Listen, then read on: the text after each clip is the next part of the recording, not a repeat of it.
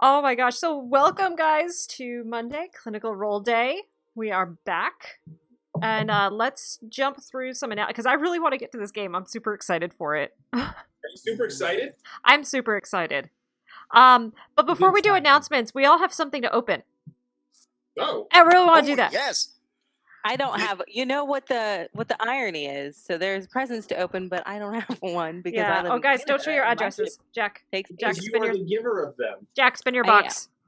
What's that? Spin your box. You're showing your address.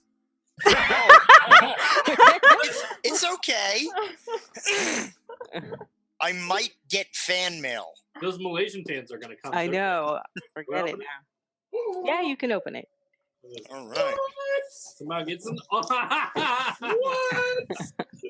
It's for the adult beverages that you drink during the stream. We do not. What? We absolutely do Your not. kid beverages. Coffee. Please. An adult beverage coffee. With coffee. Megan, you're closer to the camera. Coffee's for grown-ups. I'm showing. I have a different stream camera, so I'm showing it on that one. Okay. Oh my goodness. Yeah. Cool, right?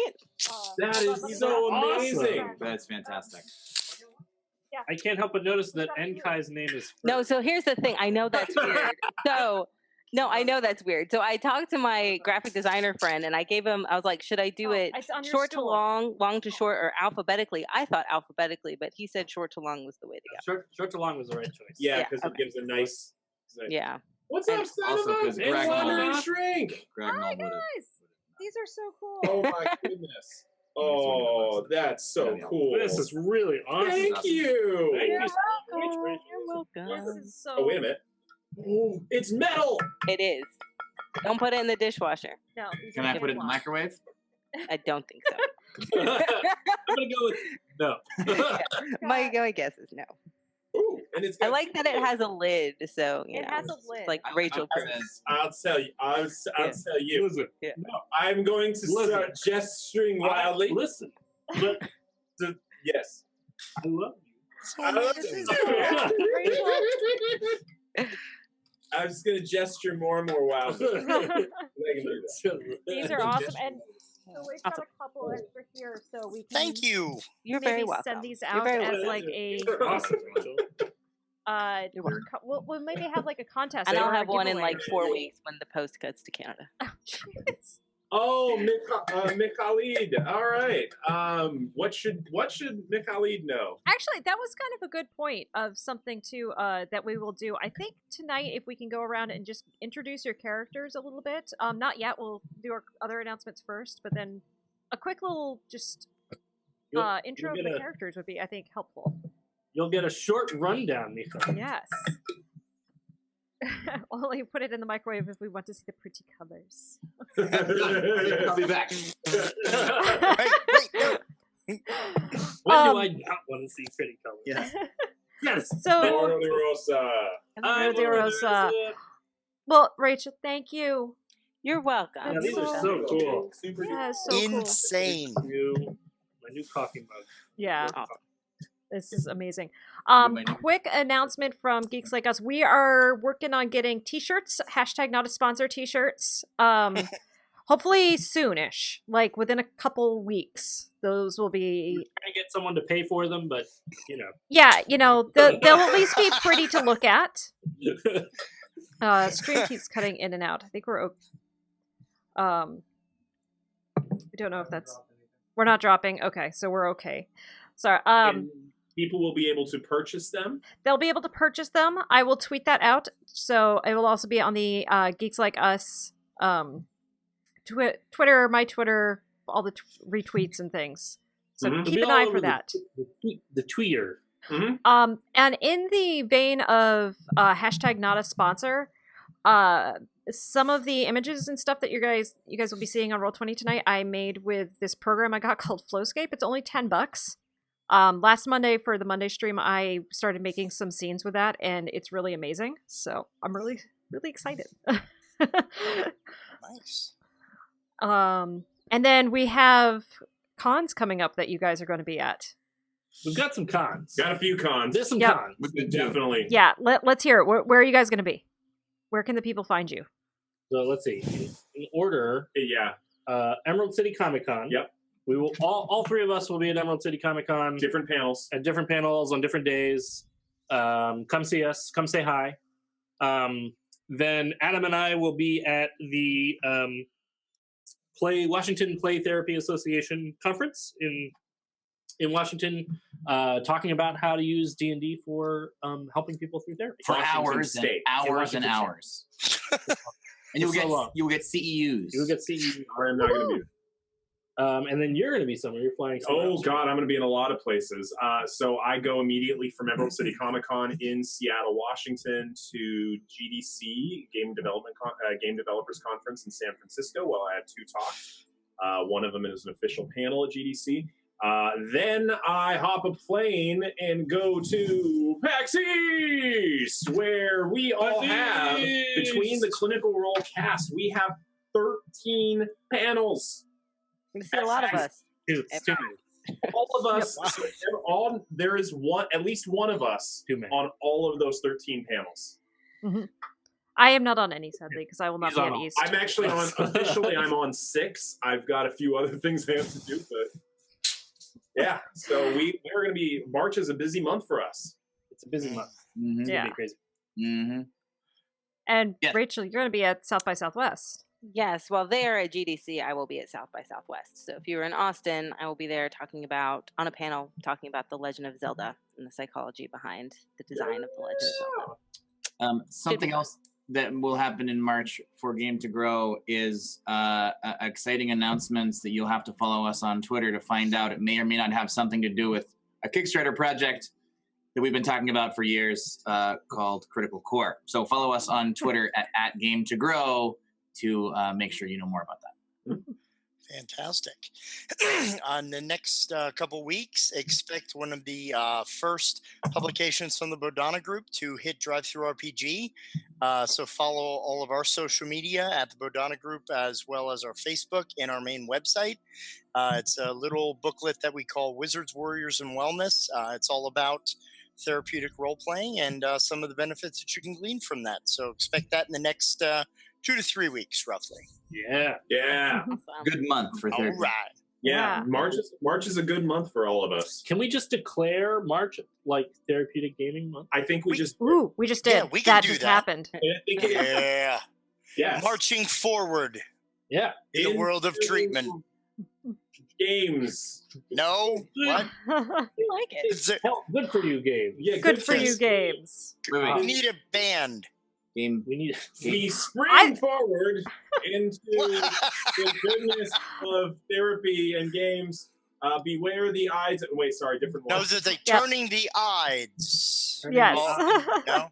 Good ideas? I got to go to the place. where he Competing was- with March Madness. No, we are the solution You're to March doing it. Madness. We could totally do like a bracket for the best role-playing game. Ooh, Like a that's March idea. Madness bracket. Oh my gosh. That's why we have to compete with March Madness. Yeah. We need to change this Ooh, world. We can need to help we this just world do be March less March mad. mental health. We're going to mental- take it back. Yeah, taking it back. Bringing the From sanity. who we have no idea. We're off to a wonderful start tonight. We're really getting going. We're off to really a great good. stop. 20 minutes Oh, in. downhill. Yeah, we got Oh my gosh. Well, to reel it back in. All right. Sirenscape's not working tonight, so our music is back up from Tabletop Audio. They provide free long music loops and sound loops, so check them out. They are amazing. We will be having art tonight featured by our cartographer LoriB. She's her information is up on the little image that you see there. She's absolutely amazing, does really cool stuff. Support her.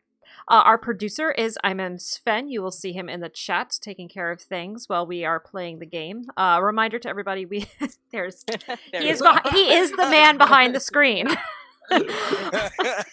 Nobody gets to see the wizard. Nobody don't know how. A reminder to anybody who's new tonight, while we are playing, we do not have the chat up, but Sven is monitoring that and will be interacting with you guys. Around 10:30 Eastern, we take a quick break and say hi to everybody in the chat while a few of us step out to use the potty and other things. Yes, I said potty. I have small people in my house. And then if you like the show, like what we do, Geeks Like Us, consider supporting us on Patreon or Ko-fi. If you our patron at the $10 level, you get to name an NPC on Clinical Role. And someone might have named an NPC you guys will be meeting tonight. Who did it? Who did it? Megan, can I be a backer and then name the NPCs like Adam is awesome? Yes. We don't know which Adam. Could be any. It could be any. I'll pay extra to. I will reserve the right to use Lego pronunciation, though. Adi Mizosim. I'll take it. I'll know. You and me will know. We'll know. Bring the police remover of Nail. Okay, do we have a bingo card tonight? Oh, I forgot to make that. Oh, yeah. Oh, we'll work on that. We'll work on the bingo card. I am so sorry, guys. All right. Any last announcements? I think that's it. I'm really excited about tonight. Someone in the chat make a bingo card for us. Oh my goodness. Yeah. The number of times I laugh out loud. Yeah, that has got to be one of them. That hearing Sven laugh in the background would be one of the squares. All right. Well, we shall say goodbye to chat. Bye, chat. Bye, chat. Well, before we do, yeah. Wait, like, how am I doing the recap today? Oh, well, before you do the recap, actually, let's go through and have everybody introduce themselves really quickly and their characters. Yeah. Should we do it in character? Let's do it in the order of the cup. So, Enkai, you get to go first. There you go. Nepotism, collusion. I think it was a bribe. You bribed the DM. You know, bribery never hurts. No. I am Enkai. I am a water genasi. I just showed up with Baron a few episodes ago. I don't know what to really say about my character. My character was traveling alone. She came across Baron, and through a series of adventures, we then came across the main group of Immeral, Baeridin, and Gragnold, and now we are all together. Emerald.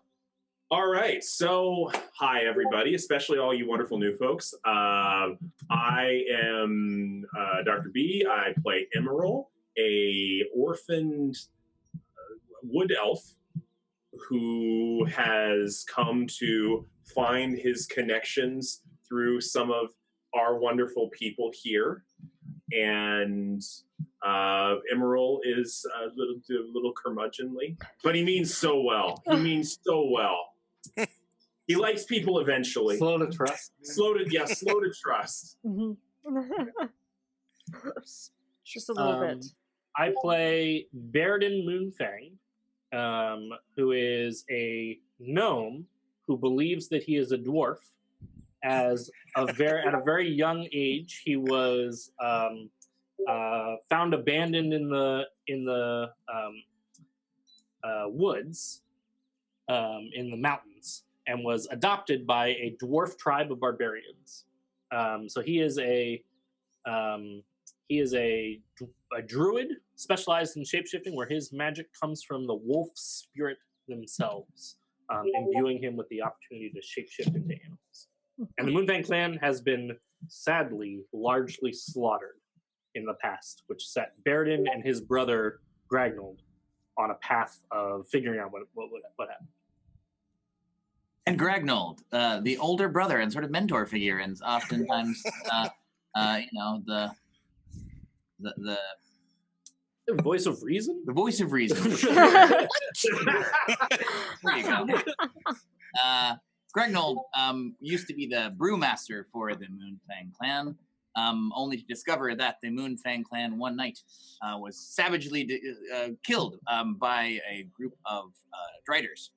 Gragnold was out looking after the young pups who were part of their rite of passage to join the clan as adults. They go off and live a year by themselves, and Gragnold wandered off to check on them because the whole year by yourself thing is really just a ruse. Gragnold takes care of everybody. So he was going out to check on this young dwarf right here, and saw that that he had transformed into a wolf, and Gragnold thinks that Baeridin is chosen by the wolf spirit and has been traveling with him since then, trying to figure it out. Gragnold is a barbarian with a little bit of fighter, because he hasn't really been barbarianing since the Moonfang clan was destroyed. But the Moonfang clan is dead. But the Ghostfang clan will never die. Do we have a salute for the Ghostfang clan? We could never figure one We out just because can't. Moonfang I was think we just keep Moonfang using clan is- Moonfang. yeah. Oops. Yeah. Maybe it should be like a moon. I don't know. Ooh. I think we I should don't maybe. know. And then Baron. Yes. So I am the human ranger, Baron Valdusi, and he is a man who has always kind of preferred the forest. Definitely does not like man's encroachment upon nature, its beauty, its sanctity, its preserved grace, and he's a man that always follows signs and omens. Nature tells him where to go, what to do, and what needs to be done. And he apparently has a habit of asking overly pressing questions. It's kind of a weird affectation he's discovered. So, likes getting to know people. Behind this computer screen, Immeral is making a rude gesture. Can't see it because Dr. B is classy. And I probably deserve it. All right. And with that, let's get to our recap. I heard Lord Topperbottom. That's Lord what Topperbottom. I said Lord Topperbottom. We had a specific Is request. he Yes. here? Give the fans what they want. Lord I thought- Topperbottom. Adam, could you go get Lord Topperbottom? Underbottom? Topperbottom. Well, Topperbottom. let's see. Okay. Yes. Yes. Last time on Clinical Role, our Baeridin, Gragnold, Immeral, Enkai, and Baron continued their mission to make peace with the Mother. To alleviate boredom, and perhaps just to have a little silliness, Baeridin drinks a potion of wonder. As they capped, the group harangued a visibly perturbed Immeral about his nightly visions until he once again walked away. Yes. Led by Baron, the group wandered towards the sacred tree only to find it felled and oozing with a black tar. Black tar. In the clearing around the stump of the sacred tree, a group of monsters surprised the party, including a necrotic decaying elk and a treant enveloped in the tar. Gross. Disgusting. Sticky. The party managed to save the still living treant, healing both the treant and the stump of the sacred tree from the black tar. In gratitude, the treant gave each party and a member of the party an acorn representing the treant's unborn offspring and a hope for a better future. Baeridin immediately tried to eat his acorn. We stopped him. Delicious. It was not delicious because he did not eat it.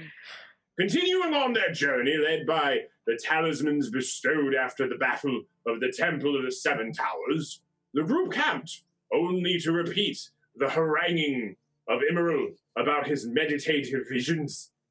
Baron, in particular, expressed suspicion over Immeral's reticence to share with the group. And that is where we find our group camping. Once again, Immeral is irritated. And Enkai is being kind. Thank you so much, Lord Topperbottom. That was spectacular. Did you see Raphael? He was just Dr. B was just right. He over was right here. there, you know, it's amazing. Oh my God! Did you see Lord Topperbottom? He was just right He here. was right here. Oh man! It's every time. Every I really time. want you guys to meet. Adam, did you see Lord Topperbottom? Lord He was Topperbottom just was here. here. This flopper bottom. I feel like I'm the only one You're the only one who ever who gets sees to meet Lord Lord Topperbottom. Topperbottom. I have never, but someday. All right. As we come back to it, the evenings passes without issue. The next morning dawns. I'm assuming we're doing the elk or giant elk and traveling further. Yes. God, yes. We're off on the road to adventure. Certainly do go get ahead. a roll. Gragnold, if you can give me a survival check with advantage, since you do know the mountain so well. Will I ever? Did you say survival? I did say survival. We need a rim shot for that. 23. 23. Without much issue, you're able to make your way through the mountains, climbing up over different peaks. You feel the medallions pulling you in a certain direction, but you actually don't go the direct route through it because with that 23, you're able to spot a place where the side of the mountain has corroded a lot, and it looks like it's just about ready to go into a small landslide. That's not that way. But you're able to avoid that and make your way. You probably still have several days more journey, so I would say, is there anything your characters would be looking for, or any conversations they'd want to have either during camp at night or while traveling and trying not to be motion sick? I'm going to learn how to read. Okay. So with Dawn's help, you have some of the, you guys have a lot of stuff to read. You have the journals and a couple of books and the notes from Darana. Stay in school, kids. Go ahead, make an intelligence check from Dawn. Oh, okay. I don't know Dawn's intelligence. Should be on her thing, or is it just wisdom that it lists? For those of you who are new, Dawn is the sentient blade that Gragnold carries. That's not what I want. What am I looking for? Races, classes, spells, magic items. There we go. Sorry, D&D Beyond, # not a sponsor, just changed their layout of things, so. It's hard to see in the dark. 5 intelligence. You roll. You rolled a 4. Yeah, she has a plus. She has a +1 intelligence. Okay. The first day, that you're trying that, it doesn't work very well. Go ahead and make another check with her. That'll be 5. You're consistent. Running very thin with Greg. She is very consistent. She's exhausted because I'm like, what is this word? I told you that word. It's the Gragnold. That's the again. It doesn't make sense. It's why do you need 2 letters for that sound? It's common. Look, the way common is written, it has a lot of rules, and then it breaks all of them, and it's very confusing. And it's going to take some time. Language. Spends the whole time making up a new language. Why not have a different letter for that?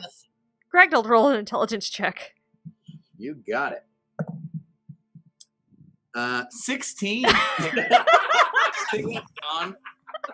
So I'm the master. on day 3, after being frustrated, you start making your own alphabet and your own set of runic alphabet and words, and it is making a lot more sense to you. Mm-hmm. Make one last intelligence check using either modifier, yours or Dawn's, but you can make with advantage. With advantage, you said? Yes. Good. 7. Wow. All right. So if I didn't have advantage, I would have had a critical fail. So the dice do not want Gragnold to learn to read on this ride. No. Yeah. So sitting there with Dawn, you're able to spell your name now. But only in your own language. In your own language, you're able to write everybody's name, and you have been able to write Ghostfang Clan and Moonfang Clan, and a few other things that you've been seeing and coming up with words for. You feel like you're having a lot more success with creating your own language than trying to learn how to write common. It's ridiculous. Not worth the time. Did any of us notice him doing this? I would say so. I sitting there holding Dawn and. Immeral actually try and learn this new alphabet that Gragnold is creating? Oh no! Would Gragnold want Emerald to learn this? Yes. All right. Daniel's showing it to everyone. Thus. This letter is a thus sound. Way easier. Is it just a bunch of pictures? No, it's like scribbles. There's like scribbles. So is this like a runic alphabet? Mm-hmm. Yeah. But phonetic. Yeah, it's a runic phonetic alphabet. This is useful for every language. There's just like 1,300 symbols. Yeah. For every possible phoneme. All types of characters. Emerald, make an intelligence check. Okay. And a save or check? Check. Dang. Oh! What's up, critical? You got a natural 20. Yeah, I did. As you're not only able to pick up on the language that Gragnold's making, it makes so much sense to you.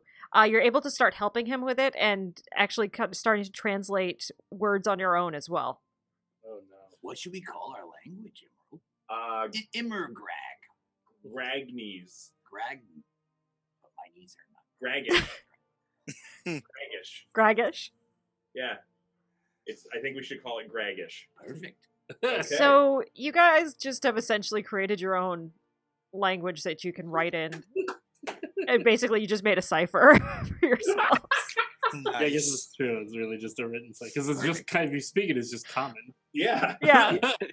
This is a written language. Yeah, Yeah. we have our own written language. Yeah. And would this be the first real written language of the Moonfang clan? Ghostfang clan. Ghostfang clan, sorry. Fang Clan had no language. Ghost Fang Clan's better. Huh. Okay. Cipher language. All right. Of the Ghostfang clan. That happened. That. Okay. Awesome. Anything else that you guys would want to do on this road? Just, inventing languages, whatever. No. Just inventing a language, just inventing No a big cipher. It's deal. no big. No big. That's what we do in our off time. We just create new languages, when we're traveling from place to place. And we are riding on giant-footed elk, or elk. Yes. Oh, that is another important thing about Baeridin, is he has a magic item. That is a hoodie. And anytime he transforms into his animal shape, it is wearing a hoodie. So In this this case, he's a giant elk. he is a So- giant elk, and everybody riding a giant elk is holding onto like the strings of the hoodie to help keep them on. Antlers that come out from the side of the hoodie. Yeah.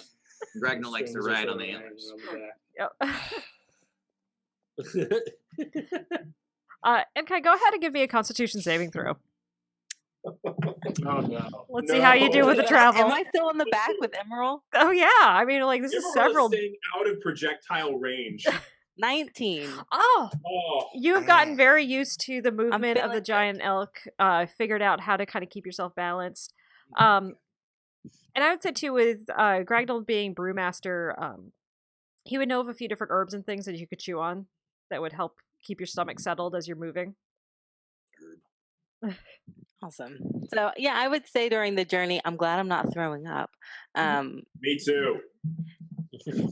But I would probably also, because Immeral, Enkai wasn't feeling good at the end of the last game, so I'm not sure exactly what. The chunks Immeral had to clean out of his cloak were Yeah. proof of that. But you still haven't shared anything about your visions. That's right. I did a little. Oh, you did? Would I know what you shared? Yeah, that I was a drought, and we don't talk about it. Okay. Do you want to talk about it now? What did I just say? I think you're blocking. I think you're kissing. Can I challenge you to a game of cards? And if I win, you tell me about your vision? Okay. I think All right. I think he's gonna cheat. I think they're both gonna cheat. I have no idea. Well, I checked his deck last time. His deck is... She's a pirate and he's a emerald.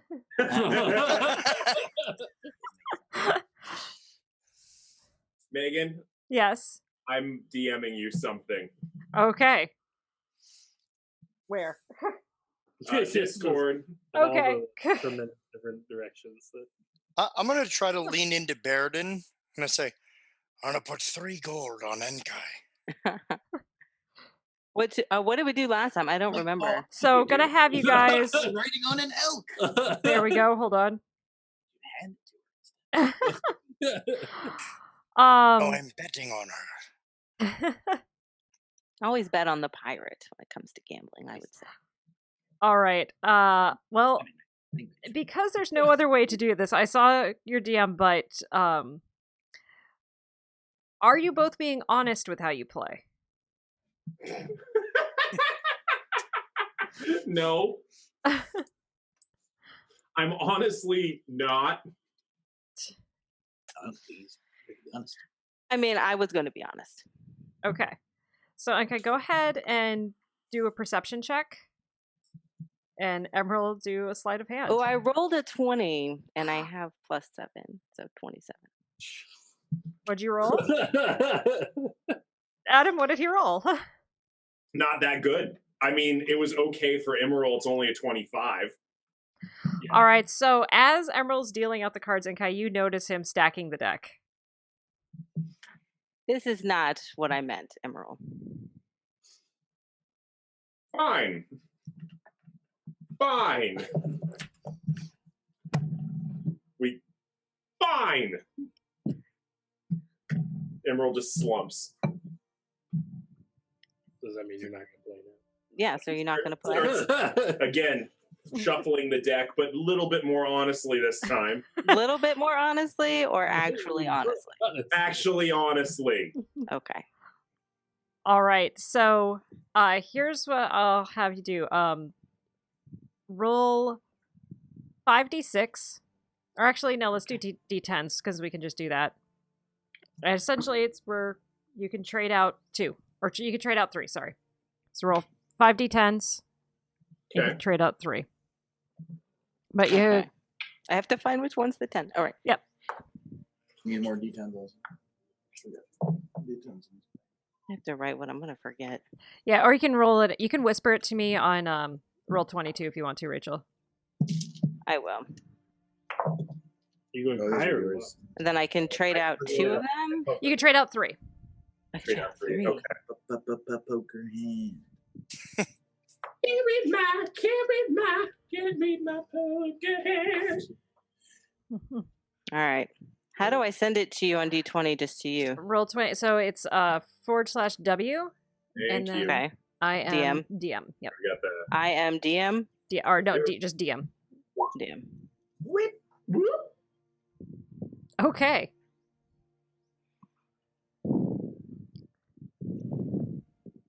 Are you discording me yours? I already did. Okay. So you guys go to lay down your cards. Emerald. Hold on here. Hold on. There's a What does betting her process. face look like? Is she bluffing at anything? It's blue. Does it matter at this point? Yes. Make a perception I don't wanna check. talk. Yeah.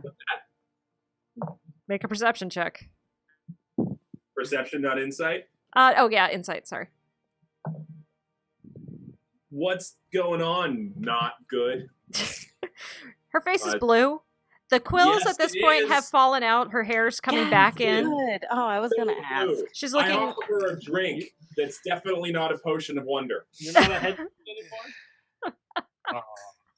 I pull out a travel cup and offer her a drink.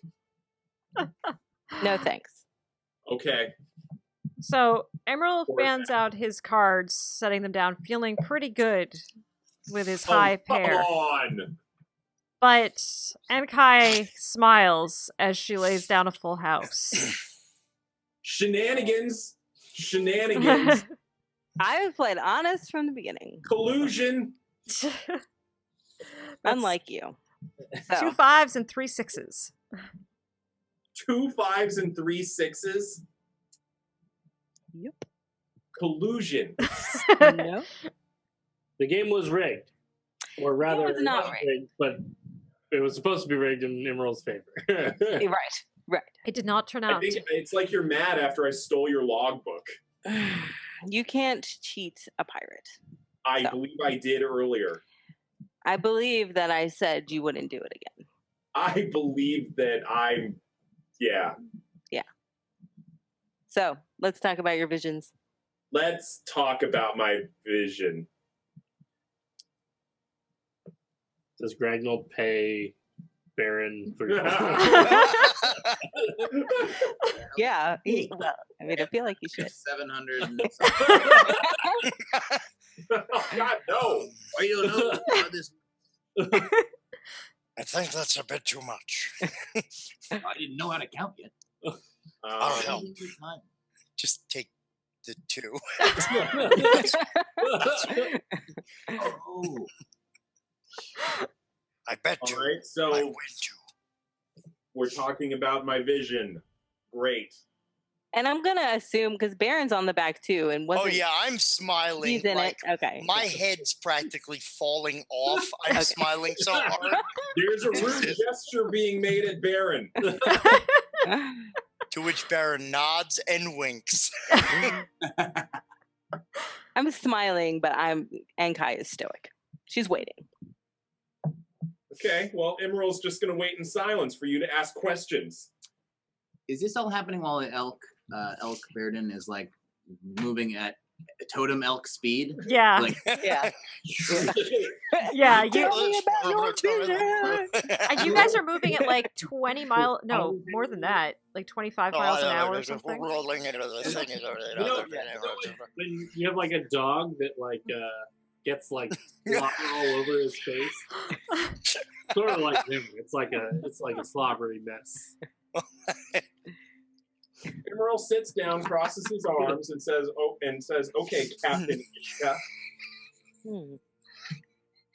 what do you want to know?" Tell me what you saw. I saw my hand as a drow hand. I was surrounded by drow priestesses in a drow stronghold. Now you're caught up.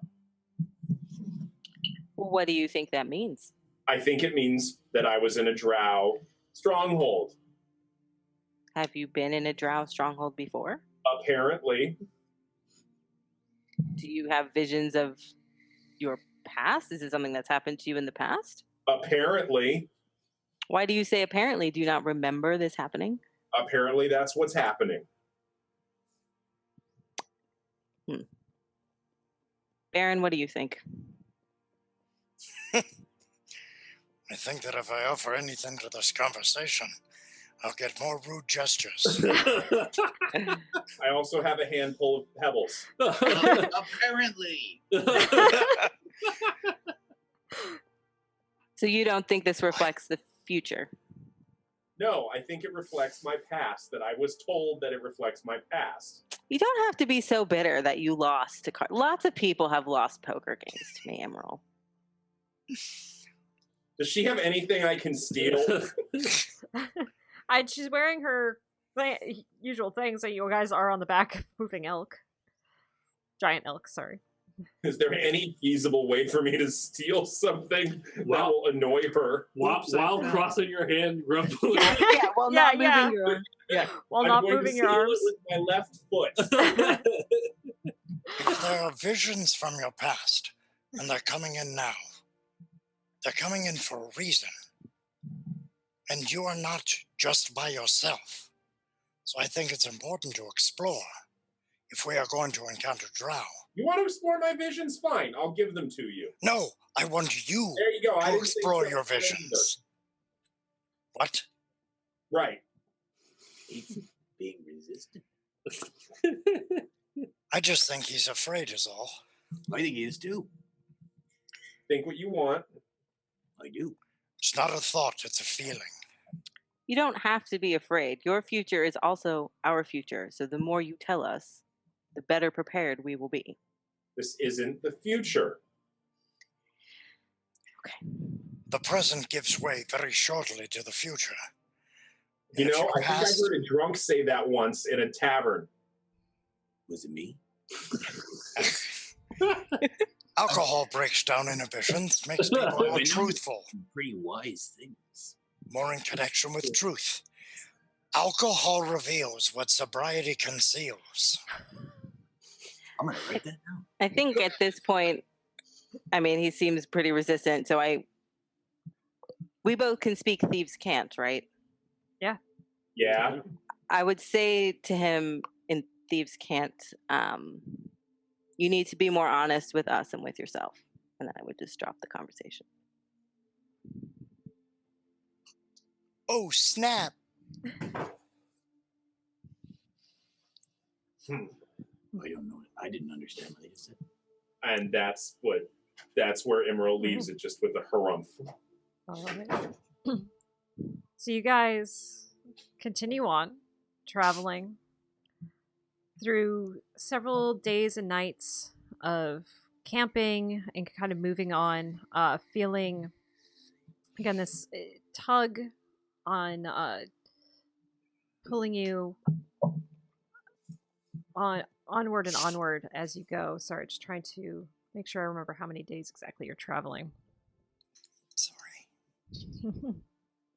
Sorry. All right, so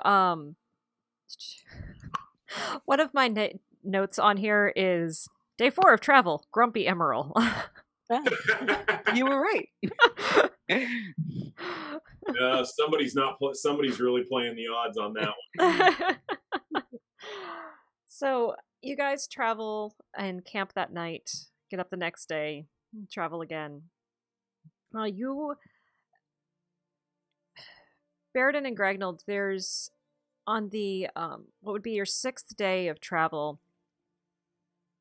a bit of homesickness for both of you, as you're well north, but you know you're very close to where you used to live. Like close enough to recognize. You're on the other side of the mountain that the moon would rise over when you would have your annual celebration, when the pups would come back and the next round of pups would go out. So you're Megan, I'm homesick every day. That's not a. That's like a Gragnold state of being. Yeah. I feel like that's not true for Baeridin. Baeridin feels it much more acutely here. Oh yeah, no, this is extra, but I'm just saying. Yeah. Would you guys mark this in any way, or just kind of silently? I think Baeridin is like a little quieter during camp times. I think Gragnold would be too. And maybe even like takes some like short walks away from the campsite to explore some of the woods. Or to make sure he's not being followed by anybody, turns into a flying monkey and flies off with Hobbs. What has Hobbs been doing? Yeah, that's actually a really good question. If you could roll a d20 for me. And for in the chat, Hobbs is Baeridin's flying monkey. He's a cheeky monkey. 17. What is he cheeky? Actually, Hobbs has been very well behaved. He's been grooming himself pretty quietly on the back, just enjoying this ride. Every now and then flying off, but always coming back. He's been a very well behaved little monkey. He knows that I keep nuts and dried fruits in the pockets of my hoodie. That is very true. Of the elf while it's running. Is yours like acorn in that same thing? Yeah. Has that acorn been eaten? Why would I put You feed him the acorn. As a snack for later. Apparently he's well behaved, so I'm guessing not. Does he know he's a monkey? That's not significant. Don't eat the acorn. I'm gonna give Hobbs a potion of wonder at some point just to see what happens. Oh God! Do you remember what happened when you gave Bun Bun one? Yeah, Bun Bun got created. No. Everybody. Oh, that's right. That's right. Hobbs almost died. Yes. Emerald took a lot of lightning damage. Yeah. Saved Hobbs, though. Yep. All right. Would Baron be able to do like a perception or an insight to try and see something different about the way that they're acting? Yeah. I would say go ahead and just do an insight check. Oh, great. My best thing. Yay! 4. No. 9. Megan, are we at camp now? Yeah, I'll say you guys are at camp. So what you are seeing is to the south of you is the backside of that mountain. But it's like you're on an opposite peak of it. So it would be like a whole day to get down and back up and then down towards where the Moonfang clan used to be. Do I notice them acting differently? Go ahead and make a insight check. They're my people. That's a 12. That's lower than my passive insight. How long does it take to get there? It would probably take you guys 2 days because you have to go down one peak. Even at elk speed? Even at, because just rough terrain. Couldn't sneak over there in the middle of the night just for a little... You guys could, you've made up a lot of time by traveling at elk speed. So if you wanted to take a detour, that'd be certainly up to you guys. But I'd say probably 2 days is too... No, a day. It would take a day, but... So, Megan, my passive insight is 16. Yeah, you would notice they're acting funny. Okay. I was setting the DC at 10, so... Yeah. I want to do an insight check. Oh, I don't notice anything. To take a detour tomorrow. Without telling anyone?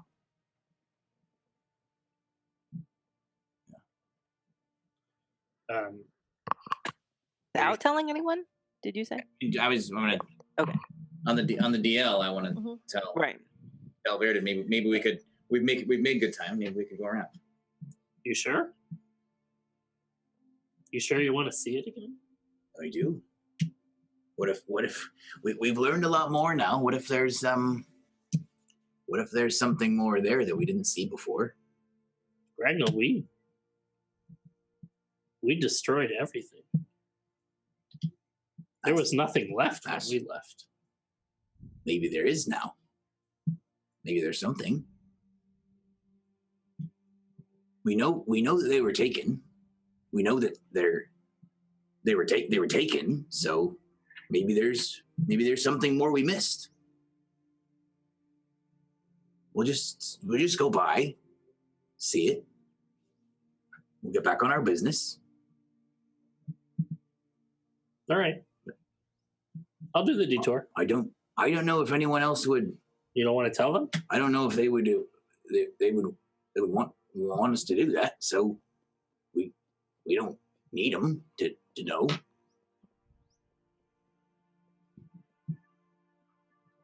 It's your call, clan leader. But I'll go where you point. Yep. All right. Well, I'm gonna go drink some beer over there. I'm gonna go for a fly. All right.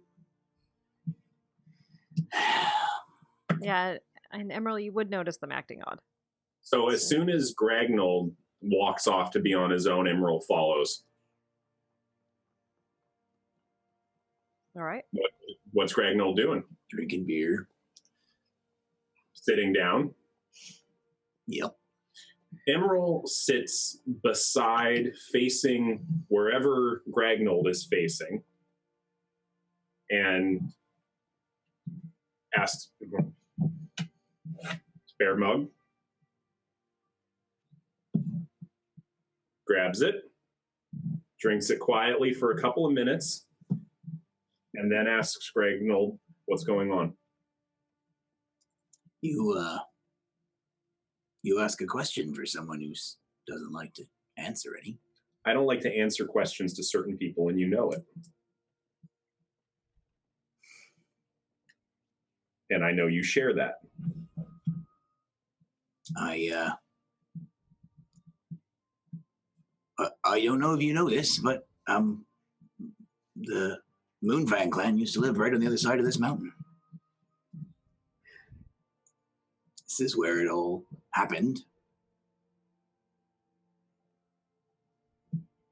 So what are we going to do about it? Well, I think we're gonna kill a lot of people. To what end? People, drow. To what end? I don't know. I suppose we'll figure it out. After we kill them all. Yep. Every one of them. Every one. That's the only way. Clanmate to clanmate? I disagree.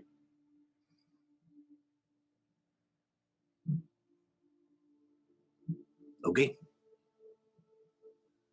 What if we find out you're wrong? Wrong about what? The people that killed the clan aren't the people that you killed. I want to kill all of them. All of them, even the ones who are innocent? No, I want to kill the ones that destroyed my clan, my family, my friends. I want them to die. How do you know who it is? I don't know. We're going to find out. Okay. That's why we're here. You think you're going to find out being not clear-headed? Are you referring to the beard? And your emotions? It's kind of my thing. Yeah, it's kind of your thing. It's kind of my thing. I get things done. Yes, you do. And I like chopping heads off when we aren't supposed to? Like that was one time. That was one time, yes. One time. Uh-huh. Yes. Stuck with that person for the rest of their life. I got it. I misunderstood the rules of the fight. Right. What if you're misunderstanding the rules here? You're more fun when you're drunk. Well, we can work on that. Okay, deal. But how about you learn from my mistakes and yours? And we take it slowly and carefully.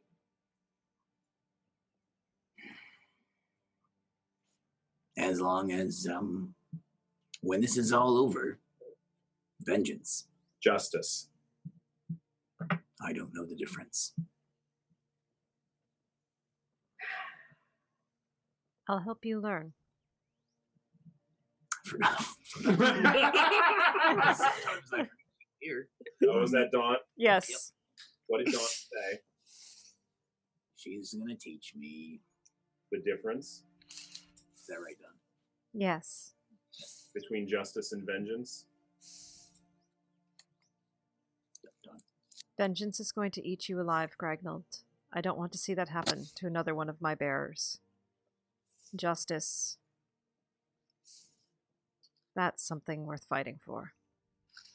She's going to help me. That's a good start. That's a good start. What beer are we drinking? I call this one Spencer. Why? It's a good name. Clang mugs and I down Spencer. All right. So the next day dawns. Are you guys going to share with Enkai and Baron that you're taking a detour? That's a good question. Are we going to tell the others? Did we tell Immeral? I don't think we did. You kind of hinted at. No, you didn't. That's true. You Emerald didn't. ask. Yeah. All right. So I guess no. All right. So the next day dawns, and you guys jump on giant elk Baeridin, sorry, and start heading off. Wait a minute. And I'm not even gonna have you guys roll for this because it'll be pretty obvious he's not following the pull of the medallions you all are wearing. The simple white downy feather kind of tugging gently at you in a different direction. Like holding the medallion. Yeah, it's Gragnold. Mine is extra strong. Gragnold. I can't help but notice, clan leader, that my medallion is not pointing in the direction you appear to be holding yours in. Something might be wrong with yours. Turn it off and turn it back on again. I'll tell you what, I take the medallion and I slap it a couple of times just to see if I can reset it. And it does. And DM, does it point in a different direction? After you smack it around for a second, it's kind of still, and then it pulls you back in the direction it was still pulling. Yeah, so clan leader, I'm gonna whisper in we didn't think about the amulets. I noticed. I forgot about the Baeridin amulets. just rolls his eyes. I noticed they're not going in the direction the amulets are pulling. What should we do, Baeridin slows down, and then he turns so that everybody's amulets are facing forward, and then he walks sideways. Barry? Genius, Barry. Oh, So you guys are on this giant elk that's walking down a mountain. So this elk is doing a two-step? Basically. Two-stepping. What is that? The horse dancing? What's it called? That Dressage. it's elk dressage. Clan leader. I didn't know you could do this. Clan leader. Oh, you're talking to me. Sorry. What?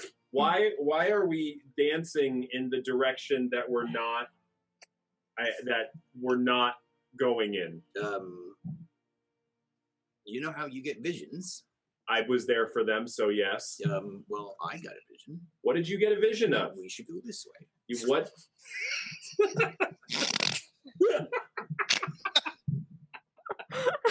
I think at this point I am like super annoyed, and I'm like, where are we going? We are not following the amulets. Where are we going? The amulets. My vision told me that we should go left.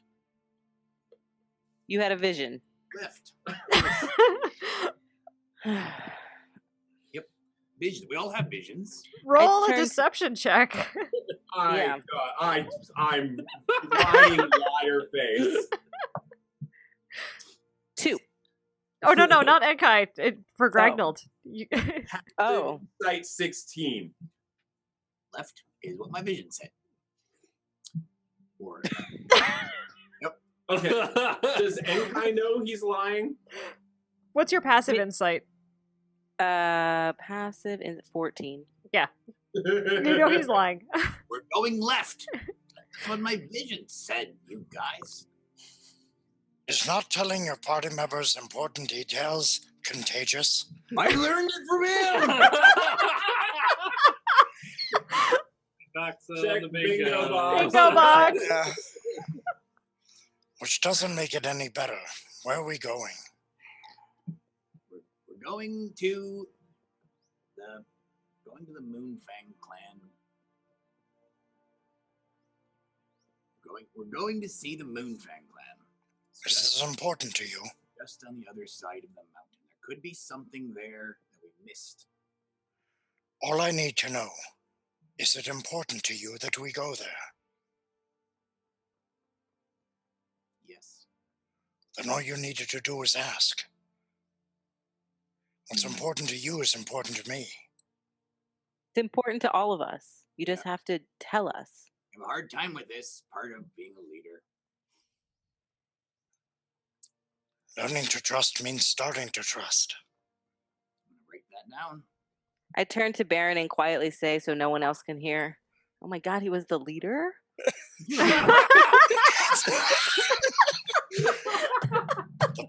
Apparently the blind leading the blind. I'm sorry. No, actually, Baron leans in. He goes, "Thank God we're both here, or they'd probably all be dead." Wait a minute. I want to be clear on something. So the bear's going over the mountain to see what we can see. The other side of the mountain is all that we're to see. Yes. Well played, sir. Well Yes. played. All right, so you guys travel down. It takes you a little while to get down. It's fairly steep at some points. A little bit of a precarious ride once you get to the bottom, but then once you start climbing up, Baeridin, go ahead and make a survival check with advantage.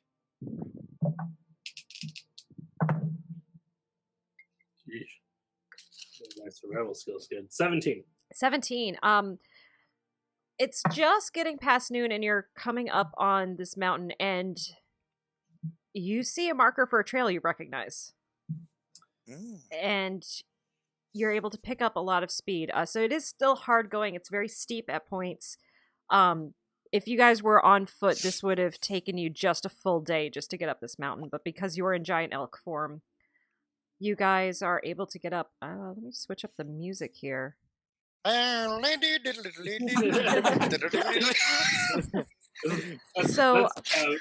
Baeridin slipping on rocks. Yeah. So we got yakety sax for that. Can we, if we bound down the mountain gracefully, can it be Foggy Mountain Breakdown? Yes. But that is. At this point, though, you guys are able to get to the. Oops, this is the wrong music. Sorry. Get to where Monte Village was. I believe is how we pronounced it. Oh my god, that was like literally more than it a was year a ago. year, yeah, a year ago. Mote, I believe it was Mote Village. You get there just as the sun's setting, so it adds this very eerie quality to everything as you're looking around. You step out through the underbrush. It's grown a lot thicker in the just over a year that you guys have been gone. But that natural sort of camouflage has worked well, and you guys step into what you all see for the first time, and Baron and Gragnold are seeing again, is a ruin of a village. Basically like skeleton remains of stone houses. The timbers of the roofs completely charcoal black, having been burned. See grass and saplings starting to grow in places that obviously had been cleared before. How are Baeridin and Gragnold feeling right now? So I don't think Baeridin. I think he would kneel down, let everybody get off, and shapeshift out. Mm-hmm. And I don't think he would go into the village. I think he'll sort of stop on the edge and sit, and let Gragnold walk ahead. I think he just sort of sits and kind of stares out at the village. Well, what used to be the village. I'll follow somewhat closely behind Gragnold, but not too close. I'm standing right behind him. Gragnold's gonna like look around for stuff. He's not like the world's greatest detective. Immeral will help you. Well, Gragnold, as you are walking in towards the center of the village, like you get sort of this familiar creeping sensation on your neck, and you look up and you look over, and you see sort of the light reflect off of two eyes. Is it Radmec? Nope. He likes to show up in strange times. It's Immeral. He's right behind me. What you see is a fairly good-sized mountain wolf stepping out from, ironically, what used to be the chief's home. Do I have a sense that this is a mountain wolf who wants to eat me, or is this? Just looking at it, it's coming out, making its presence known to you, and kind of looking at you and sniffing the air and kind of looking around. And the prickly sensations kind of continue up, and you look around, and another wolf is coming out from the ruins of another building. And you hear a little bit of noise coming from actually what would have been the house you and Rabnik would have worked in. And kind of peeking in with your dark vision, you're just able to make out some little floofy smaller wolves in there. I've got my hand on the hilt of the Dawn Blade, just in case. Yeah. I've got my hand on my... Do I see any of this? Yeah, you would see. I got my hands all... Hands. Notch a bow. What's that? Arrow. I notch an arrow. Yeah. None of the wolves seem to... They just seem to be there. They don't seem to be threatening, but like kind of letting you know, like, hey, this is our place right now.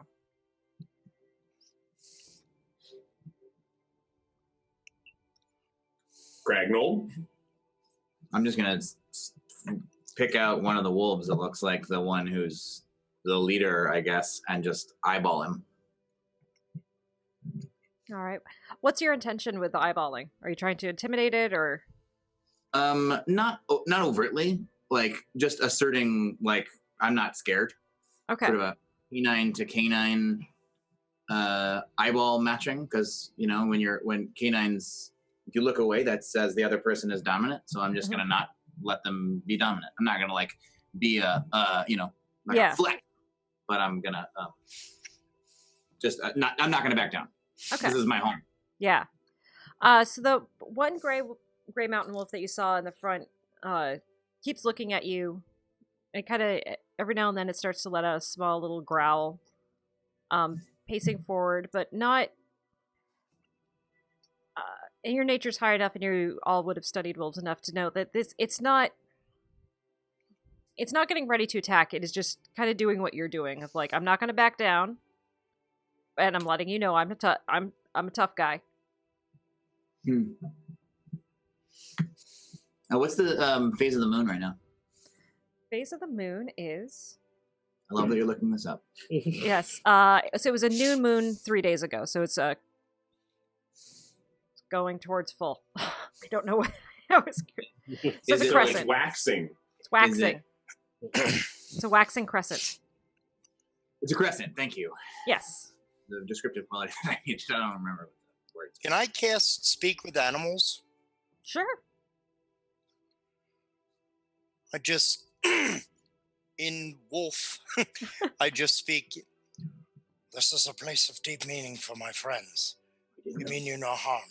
Mm-hmm. Please allow this to be a moment of peace. This is our home. I protect it. It was their home once. They also wish it protected. You have an alliance. This is why his scent is familiar. Just bows a little bit. He comes forward, and Gragnold, he's kind of just walks up to you and sniffs at your hand. Paces around you a couple of times. Then kind of gives a little yipping howl. Just yip! Oh! And a couple of the other wolves kind of yip and howl. And they all kind of blend back into wherever they came from. As soon as they start yipping and howling, I'm going to take that and we'll howl together. All right. Gragnold's going to howl. Immeral joins in. Yeah. So you guys all start doing this howl, and you do hear the other wolves start picking it up, and you hear kind of out through the whole extended area of the village, since some people would live more in the woods and up on the cliff face and things.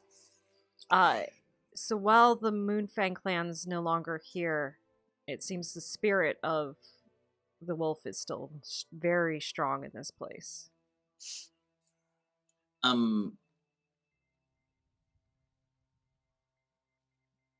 Jack, where are you relative to me right now? I'm a couple feet behind you. Like, I'm not encroaching in advance of you. Like, this is your space, so I'm kind of hanging back a little bit. I'm assuming I'm assuming I heard you talk to the wolf. Yeah, you would have heard him. No secret. Yeah, cool. So then I'll kind of look over at you, and then look back at the wolf and say, and I don't know how to phrase this, but I want to ask the wolf to, if there's any clues or tracks or anything, because Gragnold's going to do a terrible job investigating a dark village for year-old clues. Maybe the wolves. Do you want to talk to your advisor on this? So you asked that question? No, Gragnold doesn't have the sense to do that. Gragnold just has this. That's fair. Impulsively. Did we miss anything? I'm nodding at you to ask. I lean forward. My friend is looking for signs or signals for his lost friends. Are there any others, remnants of this place? There's smell of wolf dwarves, but it grows weak. Where is the place where it is still the strongest? He would nod towards one of the buildings that's pretty caved in. None seem to have gotten into that building. The building that it's looking at, Baeridin and Gragnold to recognize, that was one of the ones where you use that one more as a funeral pyre home. Because it was mostly made out of wood. There's other beasts that have come around, but nothing since in the past several months. It's just us. What other beasts? There's been bear, some coyotes, and some on two legs, but they passed far away from us. Do you remember at all what they wore? They passed far enough from our territory and did not stay. They only skirted it and did not stay. They only indicate that fallen-in wooden structure there. That's where they say the strongest remnant of your people's presence are. You said that building there, and then Gragnold's off. Like, didn't let you finish. Well, and again, Gragnold, you would recognize that as one of the buildings you used as a pyre for the bodies you found. I also think that's where Baeridin is now. And I follow him immediately. That's why where I'm Baeridin not is. letting him out of Okay. my proximity. Gragnold is digging through everything. Clues. Yeah. Okay, I start There's got to digging be with something you. here. I'm going to watch the perimeter and scan around just to make sure that no one encroaches on us while they're Mhm. doing this. Okay. Go ahead and give I'm it. with Baeridin. All right, give a perception check. And you guys who are digging through, wanting to say because that's more. You're digging through for clues. Nice. Nat 20 on that perception. All right. 23. I guess this would be investigation for you guys. Okay. Or I rolled a 20. All right. 20. Got a 21. 22! Oh. All right. So Enkai, you were doing perimeter watch with I was Baeridin. with Baeridin. Oh, Baeridin. Okay, Well, so yeah, you I guys. thought he was you at went the to- end, but yep. I guess we're digging now. Okay, no, he went to the house. You guys are digging. Baeridin is So not. oh, he's not. He's just looking. He's actually going to try to stop Gragnold from digging. Oh. Okay. And Gragnold will start digging and start pulling into stuff, and Baeridin's going to come up and grab his arm and try to stop him from digging. Gragnold is not going to notice that Baeridin is pulling him because Gragnold is not like archaeologisting this. He's just like just digging, moving stuff out of the way, looking like. And This Gragnold, is- pretty quickly you are coming to some charred bones and things. He's frantic now. He's like Yeah. looking and picking things up, and then Gragnold, stop! Stop! Gragnold is going to push Baeridin back like with more force than he should, Water. and then like have a moment where he like realizes that he like almost lost it just now, like throwing Baeridin back, Baeridin just collapses against the rocks and against the dirt. and now Gragnold is wet. Yes, as 1 cubic foot of water appears over your head. Baeridin like sits up on the ground and he says, "Gragnold, there was nothing here before. Nothing's changed." Gragnold walks out of the thing. It was embarrassed and sort of ashamed of throwing Baeridin against the stone, and like walks out by himself. okay. Baeridin watches him go and then stands up and brushes himself off, and he starts taking the rocks that Gragnold threw and placing them back on the pile to cover up the bones of his fallen family members. I help him do that. While they're far- doing that, Oh, go ahead. I'm sorry. anything with my 22?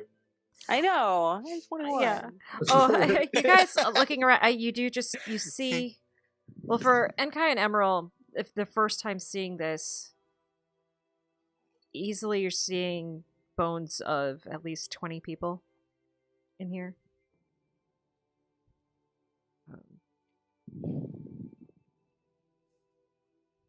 And anything that would lead us to who did this?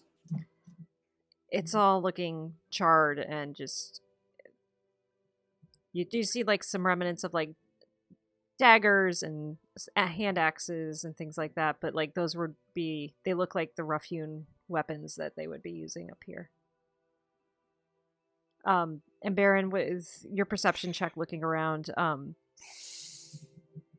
it's fairly quiet here. There's a few owls and other, nocturnal creatures moving about, but as far as other activity, it actually seems very quiet and peaceful. The stars are out. It seems to be a really nice place. How far, like when Gragnold walked away, did he walk away and stop, or did he just continue to walk? I'm thinking Gragnold probably walked away and like had a moment where he was present with his own thoughts, and then immediately needed to do something about that. So he like found something. I'm assuming there's like a tree nearby or some sort of wooden structure, and Gragnold is just punching. All right, so Gragnold's punching a tree. Baron's going to go and attempt, even if needing to use a little bit of force, and I'm going to forcibly hug him. How would Gragnold respond to that? And at this point, Baron actually has tears in his eyes while he's witnessing this and trying to do this. How would Gragnold respond?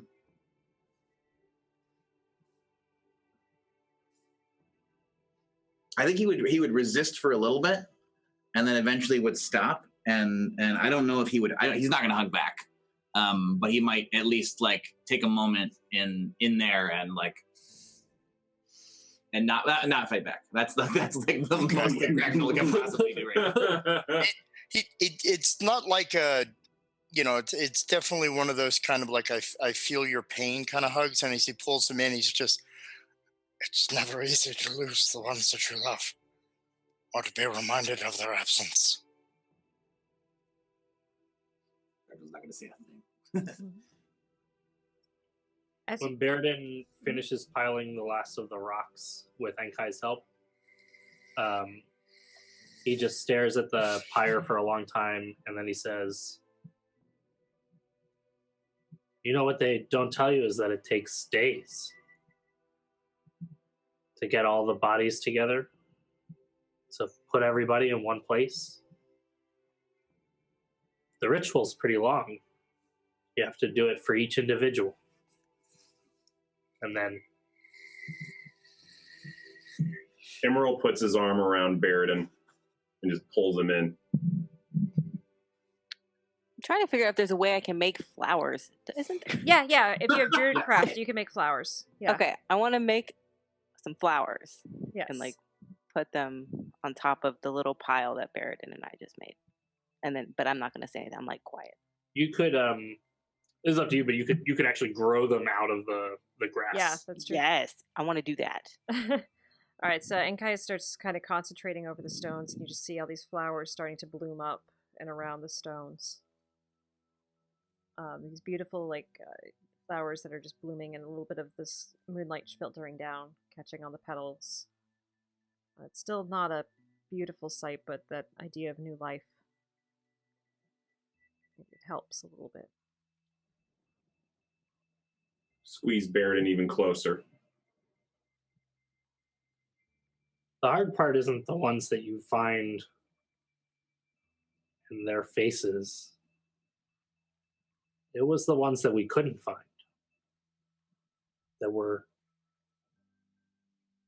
We searched for days. Found nothing. Not having answers is way worse. Immeral, I don't know what will happen to Gragnold if we don't find them. You don't think the new clan's going to help?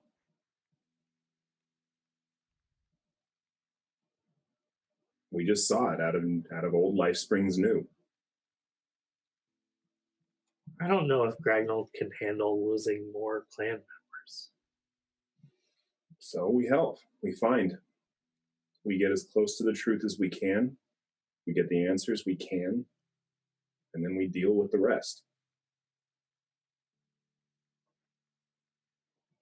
And what's a constant is he still has us. I hope that's enough for him. Me too.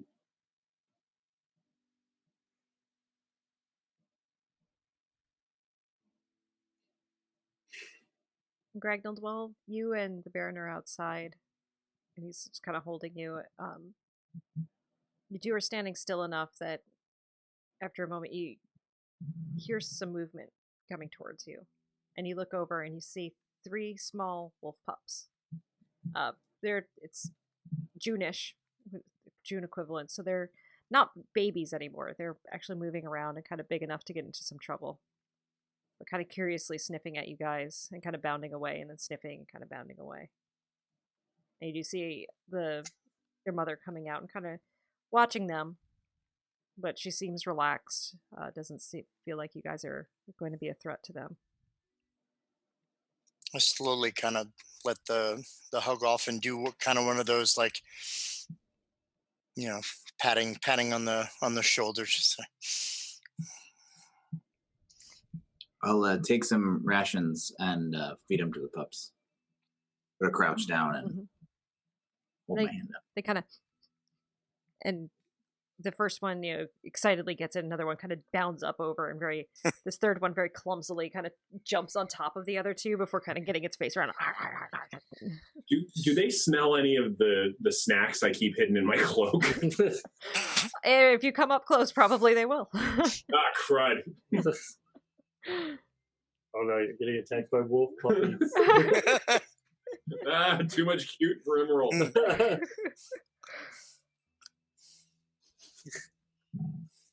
I just had a hilarious image of Immeral like running with the wolf puppies. He's like pulling on his clothes. I kind of see that in 8-bit, like this. Oh my gosh, am I faster than them? Wolf puppies, probably, yeah. Full grown? Speed of 50. See ya. I'll sort of circle back to where everybody else is, and then I'll just say, we should get on the road. Should we wait till morning? I don't want to stay here. Okay. You guys start to make your way back down the mountain, following the medallion's pull. And that is where we'll take a quick break to do a little 5-minute check-in with chat. Chat has been quiet because of the feels. Lots of feels. Right in the feels. Ronan Dilbert, in fairness, I was not using CBT with Gragnold. I was simply using active listening techniques. Lots of feels. Lots of feels. I'll be right back. Yes, as I say, if anybody needs to go potty, now is the time. Yeah, me, Khalid. What are you? Welcome to clinical. Welcome role. to Clinical Role. It's the We go from feels. yakety sacks to feels like that. Yep. Well, and I'll say this too of you guys and as my amazing players, when we were thinking about and kind of getting the feel of what the show was going to be, one of the things I was given permission by my players to do was to make it a show that would hit in the feels. So we hit the feels. It's one sometimes. of the super important things as we get into games where you're working very purposefully to evoke feelings from your players. It's very, very important that you have the trust and especially the go ahead, the very explicit go ahead. That's something that everybody's on board for. And Dr. Megan is an especially good DM about checking in with her players about where we are, especially after emotional episodes. I have no doubt we'll all be talking about this after this episode. Yeah, there's going to be a debrief. Yeah. Sting. Anywho, chat will be back when we get. It's a whole thing. Bye, chat. Bye, chat. I'm excited because I'm getting you guys to something. You're getting somewhere. There's more. I mean, but wait, there's already been a lot. There's been a lot. Come on. Men were hugging, feelings were exchanged, tears were shed. I have to get back into I need this. a beer. All right. Man, can't feel. That's Gragnold. I, on the other hand, am a crier. I think all of us are. Yeah. All right. So after leaving the village, it's you travel for. Would you just travel the entire night, or would you stop like halfway down the mountain? I want to get as far away from this place as possible. Gragnold is not talking. This is unusual for Gragnold, who has sort of like the running commentary in the background. Gragnold is silent. Okay. And would Baeridin, since he's the one carrying everybody? Can Baeridin keep up the pace for this? You'll take a point of exhaustion. Gragnold is also not telling you anything. So he's not encouraging you to keep going. Yeah. I think Baeridin would just get out of the more familiar land. Okay. And then would stop. Yes, you travel along, and you get down into like the very bottom of the valley is about where it stops being familiar. You guys tended to stay mostly on your mountain, and then stop, just feeling pretty exhausted, and do a long rest there. Getting started a little later in the day, climbing back up now, following again the pathway that your medallions are leading you. Travel that day. Pretty uneventful. Make camp that night. Any conversations or anything that you guys would be having, or is everyone just kind of still being quiet? I specifically go over to Enkai and sit down next to Enkai, once again facing the same direction Enkai is facing. Not making eye contact, staring off in the distance together. This is a parallel conversation. Not too aggressive. Can't be too intimate. Okay? Okay. Sit down. I'm listening. That was a good thing you did. We're gonna find them if they're out there. And we're just gonna find them. We're just gonna keep looking. You helped my friends. They're my friends too. You took me in. You trusted me, sort of. But no one should lose their family like that. We'll find them. I just lean over a little bit and touch shoulders. Do you have any more of that whiskey that you took from the towers, or did we drink it all? I took what? You took something to drink when we were in the towers. We were drinking it on the elk before. I pull out a potion of wonder. No. Never mind. I pull out a potion of wonder and show it to her. My hair is just coming back.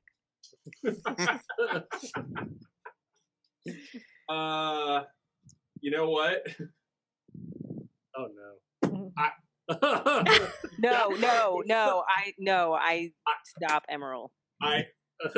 No. Immeral is. We have to keep our wits about us, Immeral. This is a critical time. Immeral? Baeridin and Gragnold need you right now. We do not know what's going to happen. Baeridin! Gragnold! Want to drink something? I'm already drinking. Oh, then you definitely want to drink something. Probably should drink some water. I've got water right here. You see Emerald coming up holding a potion of wonder.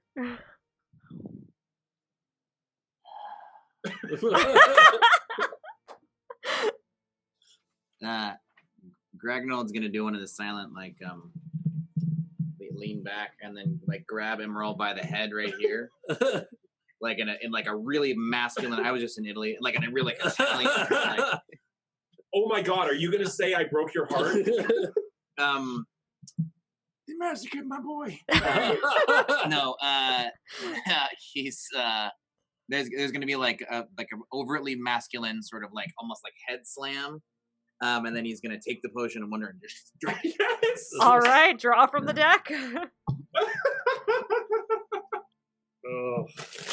For those who don't know, the Deck of Wonder is an amazing thing that I have allowed my players to have. Hashtag not a sponsor. Hashtag not a sponsor. Glaring at Immeral. We had a moment. What happened? We had enough of a moment. That's progress. Dr. B, will you tell me when to stop? I think you stop.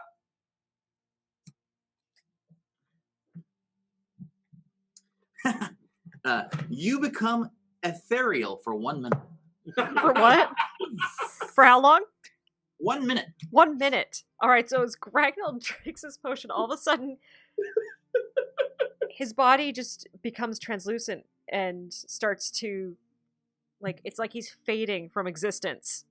Oh my god, Baron, come quick. I throw Something's rocks at him. What's happening? The rocks I don't pass right know. through. Oh my god, this is cool. Gragnold, are you okay? I continue throwing rocks. Gragnold, did you die? Can I see if I become ethereal? Do I get to like? Am I in like the ethereal plane? You are in the like, ethereal plane right now. You can still see, but it's sort of like everything's like kind of almost sounds a little bit like it's coming through water. Is there anything else here?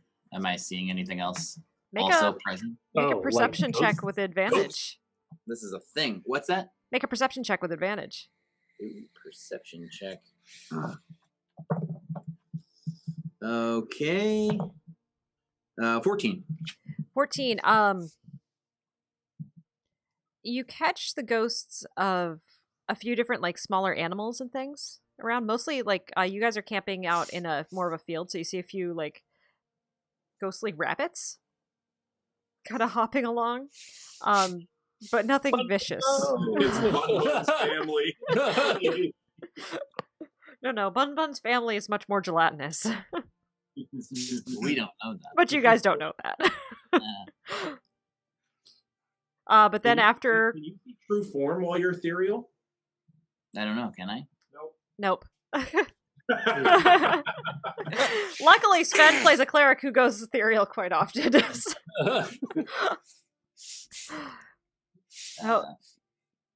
is weird. Gragnold, did you die? I think I did. No. And then I continue Yeah. throwing pebbles. and then like he slowly starts to come back and solidify again. And Oh, thank God. I throw one more pebble off of his helmet Yep. just for good measure. it bounces off his head. Gragnold, no! You're undead! Un means not. Wait, what? His thirst for brains is unstoppable! Gragnold will play along. No! We have like this like fun little moment. Where Yeah, so after a very intense day. I hold out a I beer. need those for later! Hold out a beer for him. Oh, never mind. So after a day of very heavy kind of emotional times, you guys have a much needed laugh. Just make a note. That joke went. Yeah. Oh, but I heard it. We heard Sorry, I didn't. Oh, did I miss a joke? I'm sorry. that. Oh, yes. All right, you guys the next day travel along and the pull of the medallions you're wearing is starting to get stronger. And it's pulling you more and more. And then you come to this place where it's a very sparsely vegetated hillside, and it looks like it just leads straight up to a cliff and what would be a drop off, but that's exactly where the medallions are pulling you. Go ahead, anybody who is proficient in survival, make a survival check. What's the definition of proficient? You get to add your proficiency bonus. It's the little circle is marked in. Oh, 24. 18. 23. 10. Oh wait, don't roll if we're not proficient. Yeah, if you're not proficient, yeah, you wouldn't be able to see. Okay. Baeridin, not so much. Everybody else who rolled, as you're following, you start following the medallions up this rock face, and were it not for the medallions guiding you, you wouldn't have noticed this small little trail that kind of cuts in between two rocks. And it opens up, and you see this lush green valley before you. Lots of birch trees all around. And as soon as you step into it, it's almost, lack of better imagery, almost like stepping into Narnia. This sudden, like, you're in this, like, kind of rocky, a little chilly, even though it's summer area. And then you step through, and there's this very peaceful, green, lush valley before you. I really want to pick up Baeridin and do a Lion King. You pick up Baeridin and do a Lion King. But as you guys walk into this and start taking your first few steps into this valley, you feel that there's this overwhelming sense of just peace that washes over you. I'd like to go around and just each of you describe how each of your characters would experience this feeling of just kind of peace and safety. What would that be like for each character individually? I'm going to be like Immeral and not trust it. All right, so Gragnold's a little suspicious feeling. How would Baron be feeling? Lush peace. I guess the best way is that Baron would not feel, he would not feel alone, and he would feel forgiven. Immeral, Enkai, or Baeridin? I think, because, the druid in me, I would feel like I take a big sigh and probably feel like I would if I was on the water, just like content. Yeah. And Enkai, one of the things your eye is drawn to is there is a large pond near the middle, and there's a small stream coming off of it. And see the light, the light glistening off of that. Immeral and Baeridin? I think for Baeridin, it's very similar to when he was younger. He would go on hunts with some of the barbarians in the tribe, and after the hunt was over, they would camp outside of the town. And I think it's like the safety and peace of that experience where everybody's sort of hunkering down for the night, but it's just quiet and peaceful, and Baeridin knows that he's safe and comfortable because it's with all the people that he are teaching him how to hunt and teaching him how to be safe in the wilderness. And so there's like a tremendous, almost like a watching over. Maybe it's a similar feeling that what he gets when he's with the wolf spirit. While Immeral is getting used to a sense of safety, Immeral still doesn't know really what it's like. So Immeral is trying to stop himself from having a panic attack. Okay. What do I need to roll? Do a con save. DC's actually pretty low for this. That's really good because I just got a 5. 5 total? Oh, even with that, you do actually feel some panic. Like, there's this wash of peace, and then those survival instincts kick in. It's like, no, relax. Nope. It's not safe, not safe. Hypervigilance. You Can guys see? Yep. I'm sorry. As a quick thing, just I don't know. Baron has natural explorer. Mhm. So one of my favorite terrain types, would this be described as like forest? Oh yeah, yeah, most certainly. Okay, I get a proficiency bonus doubled for skills that I make on an indoor whiz check. I want to, because it seems so sudden, I want to try to make, I don't know if it will be a wisdom for, I'm thinking nature. Just, I need to try and figure out if this is real. You could do a perception. Meanwhile, Emerald's having a panic attack. Yeah, so Immeral just starts breathing very, very fast and pacing very, very fast. Breathing is getting more and more rapid. He's looking more and more agitated, kind of wild-eyed. Gonna assume we all notice this. Oh yeah, yeah. It ain't subtle. 15. 15. Okay. It seems real. It most definitely seems real. And I will say that's high enough. You would have heard of pockets of places, or like places like this, these little pockets where magical energy is condensed, stored in a way. Usually places like this are very hard to find and guarded, and only accessible if you are welcomed or invited. Okay.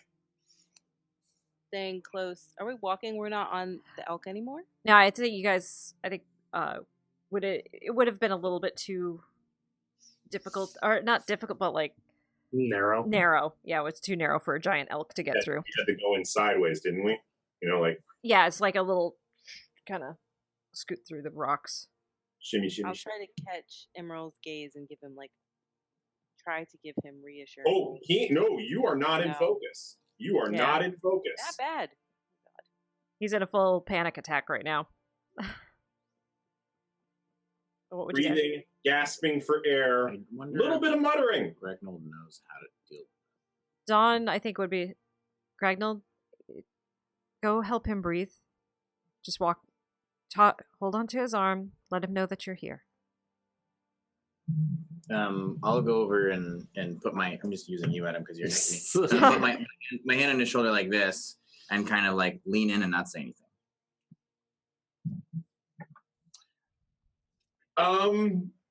What do I roll to not turn around and immediately punch? I would say You can punch you me, don't it's need. I can totally take it. Do you think? Do you think that would be what Emerald's response would be? PTSD-induced panic attack, possibly. Oh yeah. A Okay. little bit of a dissociation going on here. Okay. Yeah. Yeah. All right. Just do straight wisdom saving throw. Oh, that's good. Okay, that's a 13. 13. It's high enough. You instinctively like go to pull, but you have enough of your mind with you the something about this place is helping you calm down a little bit faster than you might normally. But you're able to recognize that's Gragnold and you don't punch him. Unless you want to. Baron's gonna actually kind of suddenly he's gonna pull out his drum and do a very slow, low resonant.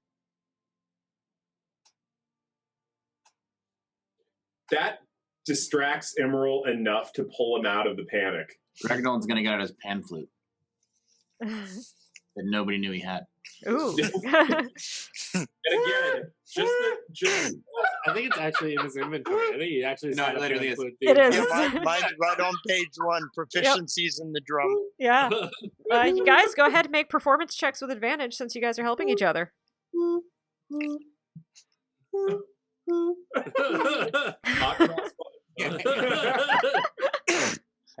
I'm not a very good drummer. 3. 3 with advantage? Oh, with advantage. I'm sorry. Yeah. good God. Okay, 11. 11. Got a 12. All right, you guys, it's, not up to the quality of like what you'd be getting lots of tips at a tavern or something, but it's good. You're able to stay. It's distracting and perplexing enough that Immeral snaps out of the panic. All right. I thought we were going to like a free-form jazz session there for a second. Yeah.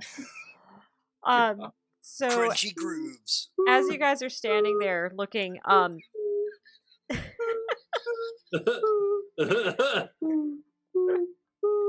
I gently go over and Pan flute solo.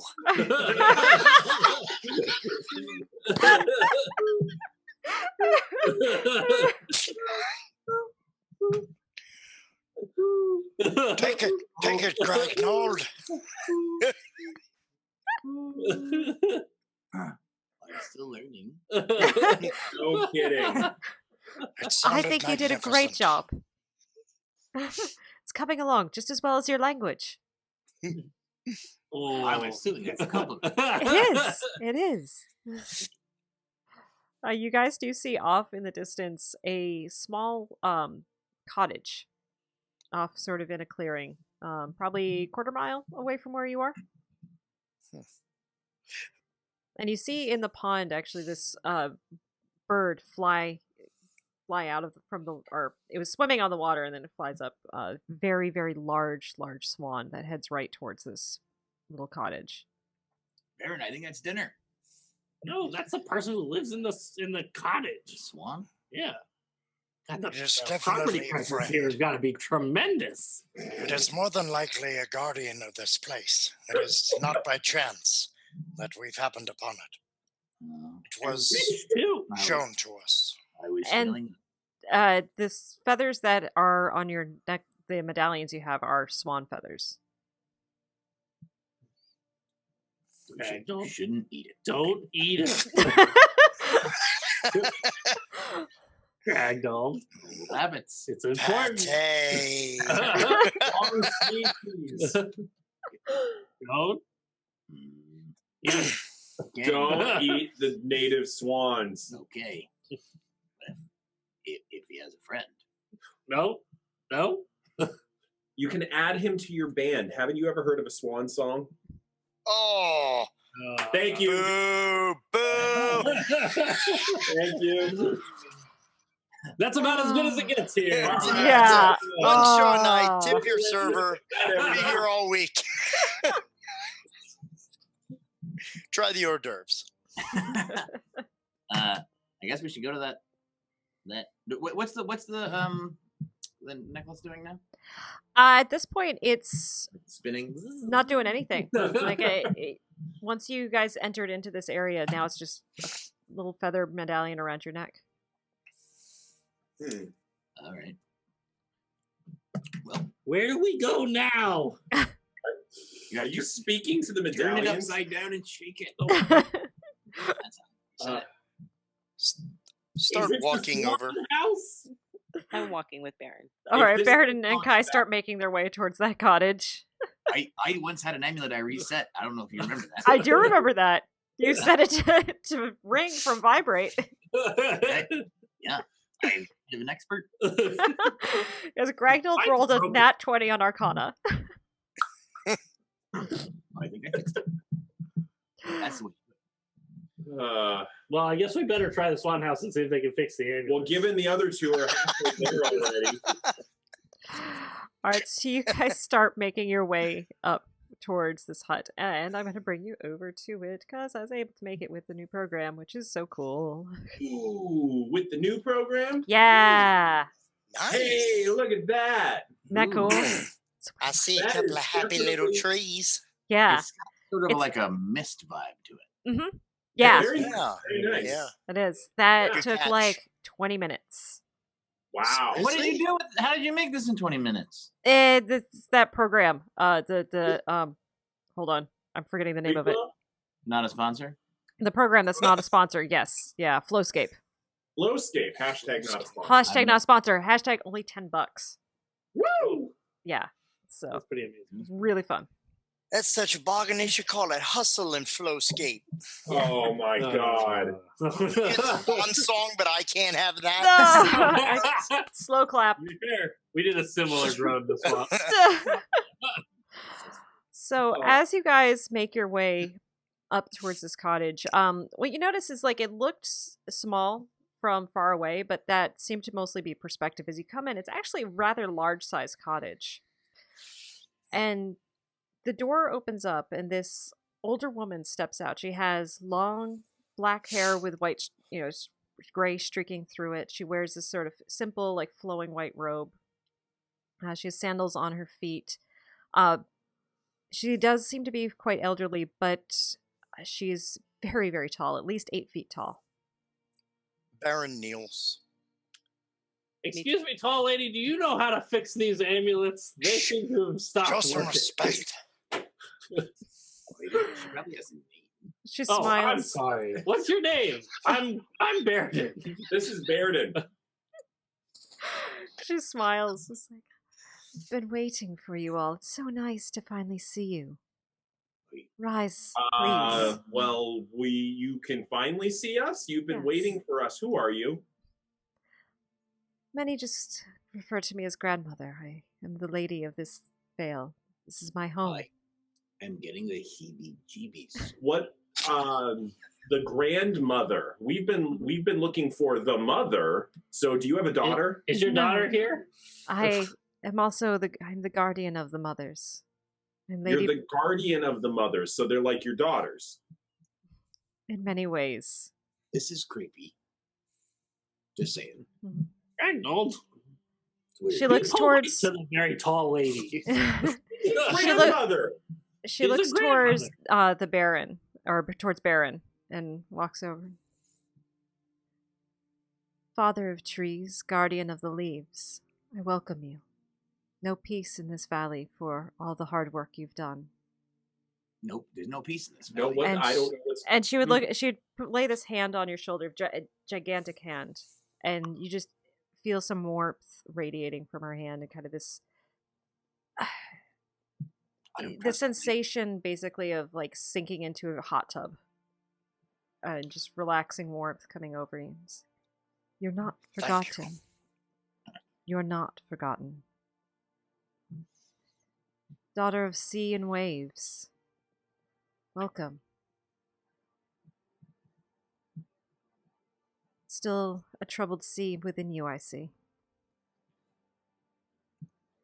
Working on it. No rest here. And peace. If there's a little living doll in this hut, I'm Okay, seriously. Real throwback. Oh, Old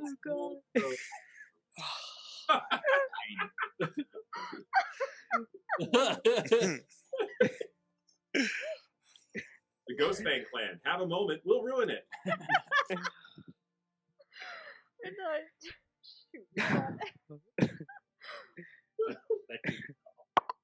thank you for this moment of respite. It eases a weary heart. You're welcome here. He walks in front of Immeral. Megan, you're Em- muted on our end. I'm muted?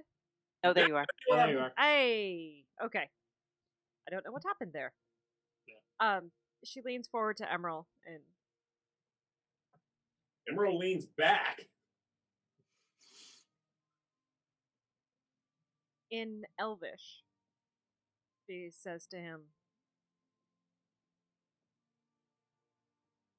stories aren't always the way you think they are. There's more to your tale, there's more to your history than you know. Love is something that has been with you your whole life.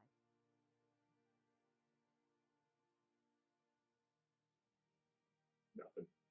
Silent. Holding back tears. Silent. And to Gragnold and Baeridin, she comes forward. You too. She shakes Baeridin's hand.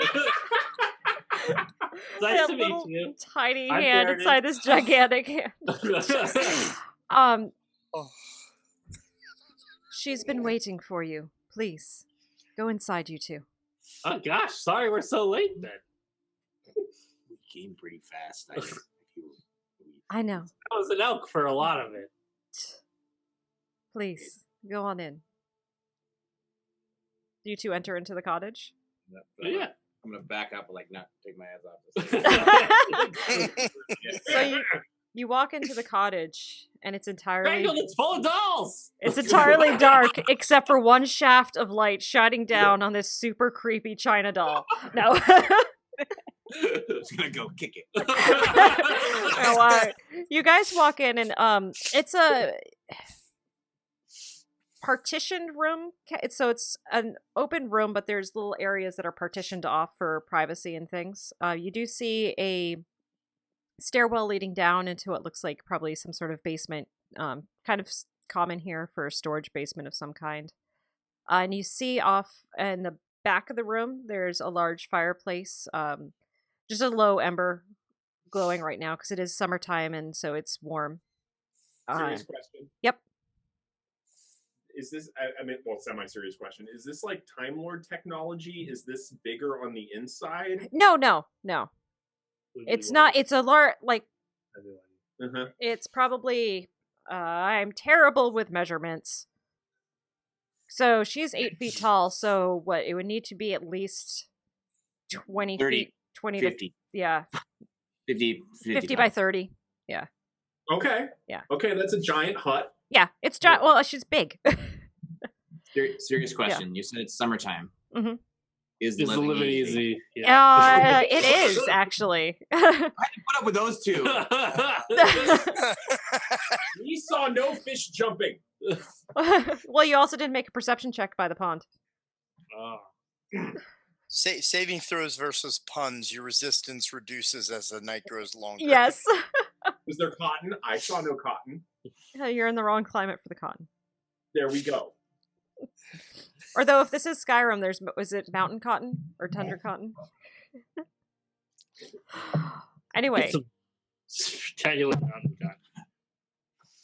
cotton. Baeridin and Gragnold, you see there's one smaller room kind of partitioned off towards the back right. There's a curtain there. And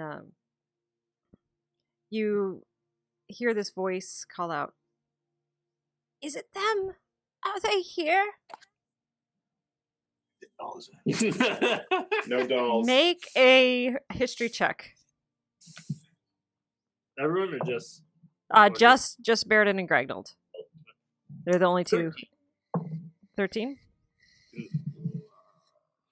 10. It's a familiar voice, but you guys aren't quite. Oh, actually, no, Baeridin. It's a voice you haven't thought about in a long time. Aladdin, the historian, this storyteller who disappeared several years ago from the tribe. Gragnold knows that, or I know that? Gragnold, you rolled. Oh, Because you got a 13, right? yes, I did. That would have been high enough. Disappeared before the incident. Yes, she disappeared about 3 to 3.5 years before the incident. Under what circumstances? She was old and a little bit dotty, and she was known to go wandering off, and she didn't come back. Was she someone that I knew well or liked in any particular way? You all would have known her. She, being the historian and the sort of in some ways spiritual leader, whereas I'm forgetting the chief's name right now. Sorry, was like your day-to-day, not tactical leader, but logistical leader. She was the one who kept the stories of the tribe alive. Or the Did she ever hang out with me and Radmick, the brewmasters, and sometimes, yeah. one back? Okay. All right, then I'll be curious, and she's behind a curtain, you said? Yeah, there's like a curtain. You can kind of see the bed. You can see like feet in it, but you don't see. I'm still don't trust anything that's going on in this weird place. So I got one hand on the hilt of dawn, and then I pull the curtain back like with some force. All right. Jump out at me or something. And what you guys see laying in bed is a dwarf-sized bed. Is a older dwarven woman. Hair completely white, thinning. Beard is very scraggly at this point. Incredibly old. And I just walked into an old lady's bedroom. Sorry. She looks. Gragnold? Sorry, I didn't mean to barge in. Come here. Is that really you? Are you? I'm decent. And she is wearing clothes, like she's just laying in bed. You said her name was Eldolin? Eldolin. I'll put it in the Roll20 chat. This is an NPC named by one of our patrons. Eldolin. That's a great name. I never asked you where the name came from, Eldolin. This was a good time for me to ask. Who gave Eldolin the name? That's what I'm hoping she's going to tell me. I believe it was Sonova. Yay! Yep. Thank you, Sonova! Interesting. Thank you, Sonova. Name might be for you. So I go in and like not gonna sit down on the bed because that's proper. Where did you go? She just kind of looks at you for a moment and puts a hand on your face and looks over. Did Baeridin go in as well? Yeah, I think that if Baeridin recognizes her. Yeah. As soon as you see, like, you couldn't quite place the voice. It was familiar, but it was like, who? And then as soon as you see, you're like, ah! I think Baeridin would go, Eldolin! I think would run over and give her a big hug. And she seems particularly delighted to see you, Baeridin. And, my boy! She looks around. Inside a house is no place for us to talk. We need to go out. I need to be in the sun again. Please, let's go. We just got here. I wanted to get out into the sun. It's the right day for it. Oh, lady, do you have a porch or something? Her name is the grandmother. Grandma, do you have a porch or something? Here, hold on. Oh, where's Sandra? And Sandra, you see this hooded figure come in. Feminine looking, but you can't see the face. Hood is completely drawn over the face. Badra? Zanra. Zanra. ZAN''RA. Where'd that name come from? A random name generator. Yay! Sort of random name generator. Not a sponsor. What a cool thing that would have been. All right. She helps. Awesome. This cloaked figure comes over and helps Eldolin up and kind of helps guide her towards the door, and she comes out into the sunlight. The rest of you at this point, Lady Bircha has brought you over toward down a little ways from the cottage. There's some fallen logs and things that are sitting out, and she's got a little like fire outside going, and she's brewing some tea and has some different food things for you. As you guys the four of you step out, the hooded figure steps back into the house and grabs a cane and hands it over to Eldwin. She's, I'll be fine, just let me be, it's all right. Eldwin, what have you been doing here? Waiting. It's a strange thing. Come, you boys can help me walk. We're gonna go over here, please. Okay. And she kind of starts slowly walking along, bringing you along, and she's like, so, it's very important that we be helping other creatures and the things that aren't always in the natural balance. There's many people who say that if nature wants something to live, it will live, but to let things alone. I never much abided by that. I don't know that you always agreed with me, though, Gragnold. I think you kind of disagreed with that sometimes, but... Life will find a way. You have gained Chinese some movie wisdom. reference.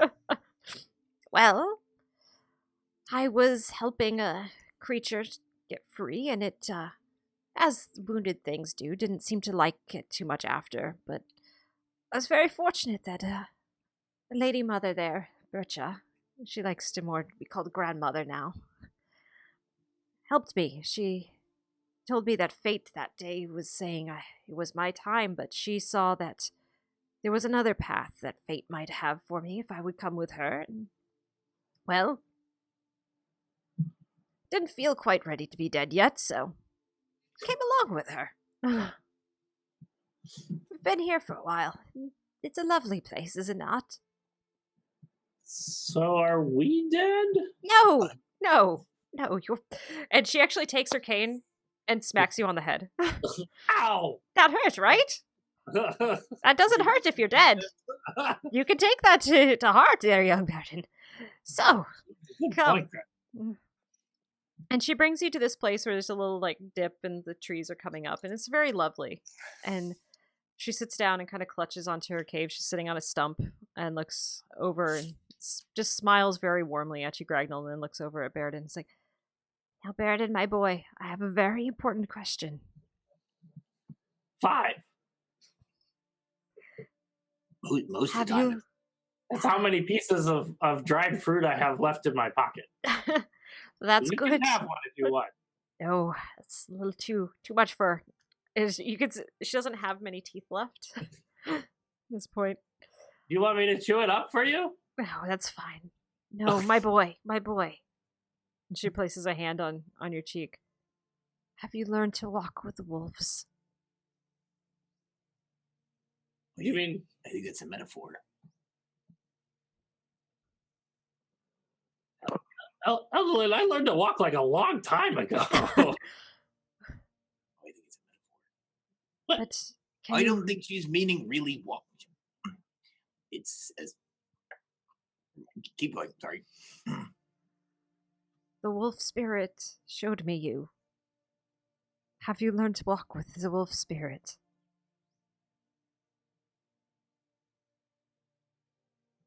Do you mean turning into wolves? And you see her eyes just light up. And, like, they start to tear up a little bit. And she looks at you just kind of expectantly. I think Baeridin's gonna turn into a wolf. And you just see her, she lets out this group. And you see just tears starting to roll down her cheeks.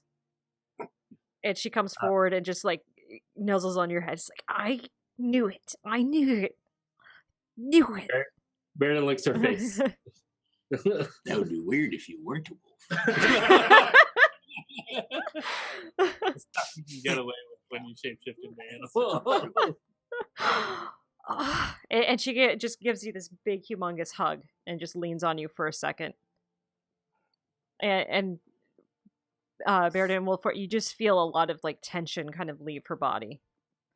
Now, you go run along. I need to talk with your brother here.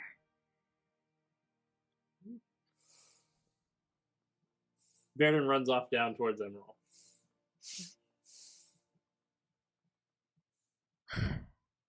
How long has he been able to do that?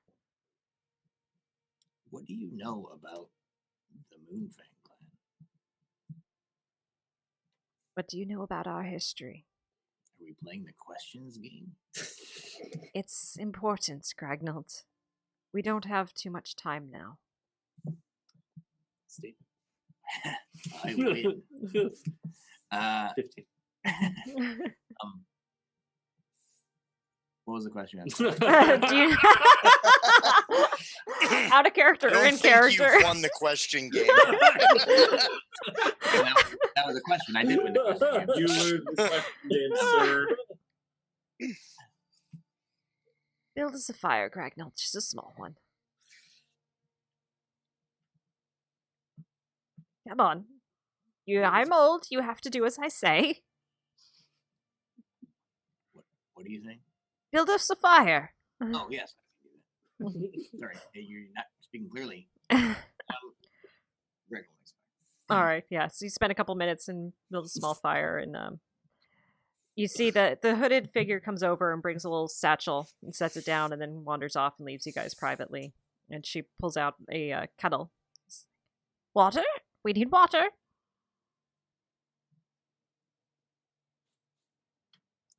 Oh, That's sorry. you. It's nice to phrase it as a question. I'm old. I don't feel like phrasing things the way you wish them. Go get us water. Hard understanding each other back. They did, okay. I'm not getting younger, Gragnold. Oh, neither am I. Get some water from the pond. All right, come back, and she sets it on, and she's got this herb pouch out and unfolded it. And there's lots of different things in there. Most of them you recognize as some of the different herbs and things that you would have made into different beers and drinks. And come here. All right, that mushroom there. 2 pinches of it. Put it into the kettle. Thank you. I was waiting for some clear. Now, 2 leaves of the wolf's bane. 5 pinches. I haven't got numeracy yet. Dawn tells you when to stop. Stop. One of the leaves there. And just a sprig of that one. You remember that recipe now. It's important. Tucked away. All right, we let it boil. Field trap. After about 5 minutes, she pours each of you a cup. And at this point, the sun started to set and night's starting to come. Drink.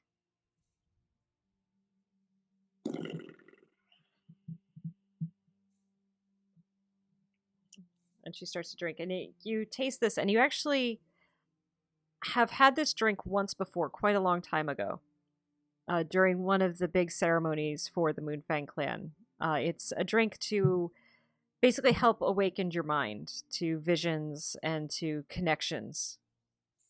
I'll remember this recipe. Good.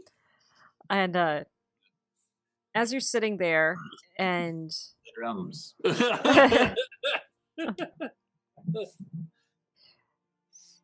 you see some wildlife start to come out. You do see a mother wolf with a couple of cubs with her, kind of walking in and out of the clearing.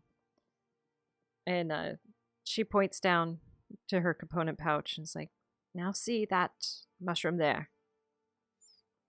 Take out one, just one. Crush it between your hands and put it into the fire. And when you do this big plume of smoke comes up. I submit the approval of the Yes. Yes. Sorry. 90s references. Oh. Bingo. And put that mark on your bingo card. Many generations ago, our people lived in the dwarven citadels underneath the Moonlit Mountains. It's said that we were once guardians of something great and powerful, valued by all of dwarvenkind. And for generations, our people had been the guardians of this forge. But jealousy. And actually, as she's telling this, you see her kind of waving her hands. This mushroom that you put into the fire is making it smoke. And as she's weaving her hands around, she's able to start making some images appear in the smoke. And you're actually almost hearing the clanging of anvils and this bellowing of the bellows going. It was said that there was one who became jealous of the secrets we guarded.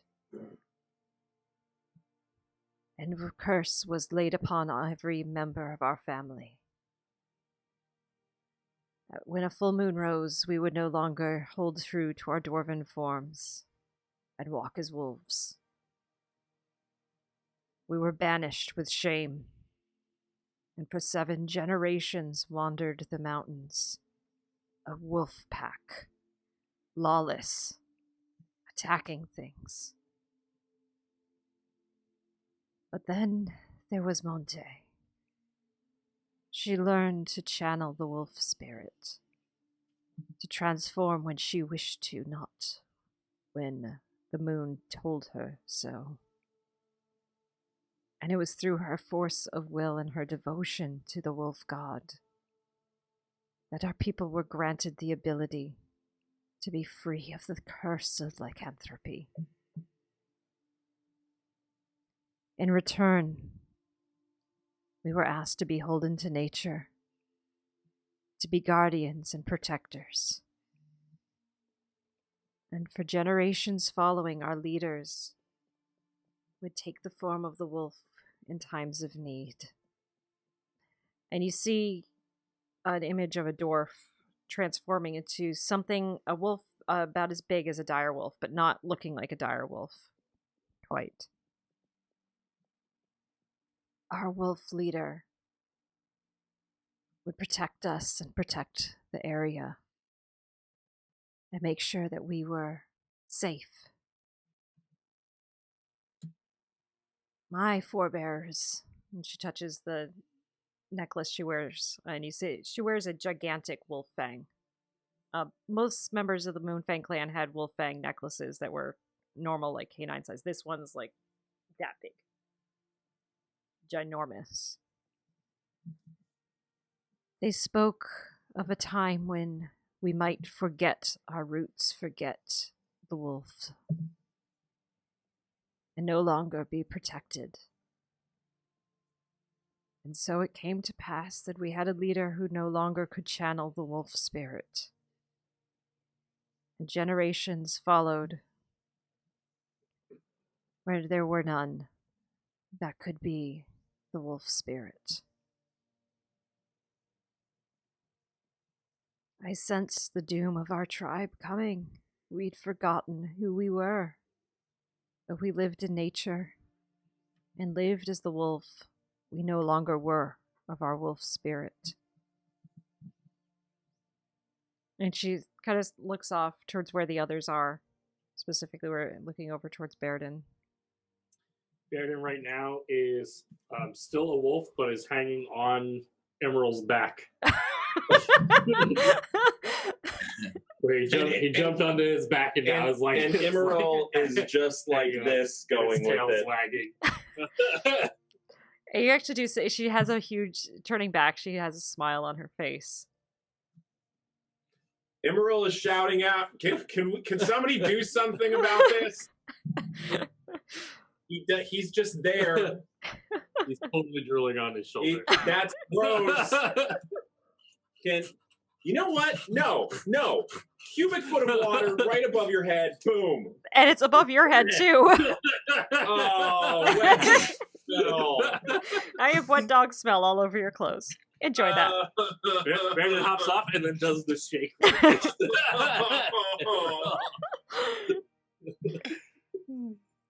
That didn't go how I planned.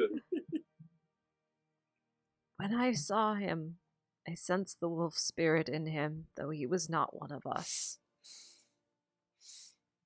As you know, there were many in our tribe that did not want him around, but I fought to make sure he would be a state and he would be welcome, as I felt the doom coming ever closer for us. He doesn't wield the sword yet, though.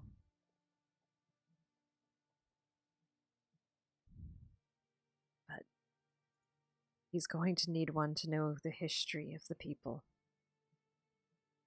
He's going to need someone to tell the story and to guide him along his way. She turns towards you, Gragnold. Are you ready? Yes. And she takes off the fang necklace. The history and the stories of our people are for you. This is not a burden to be worn lightly, and it will be something that will come to you in time. The path before you, I fear, is not going to be an easy one. And I know you've not had an easy path yet. But you're strong, and you're learning to adapt like the wolves know that they need to do.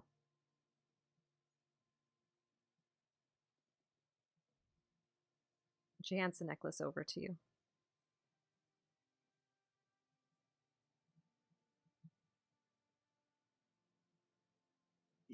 You knew the doom was coming and you left.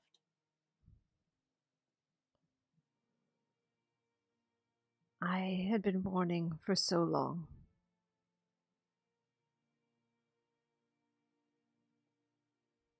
If I died on that mountain that day, I feared there would be no one to guide young Baeridin on his path. I wanted to ensure that he had someone by his side to help him, who could love him and understand him, protect him.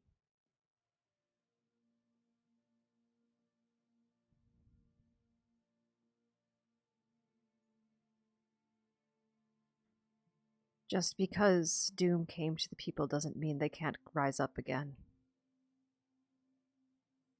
Every pack goes through challenges. It can be reborn and grow again.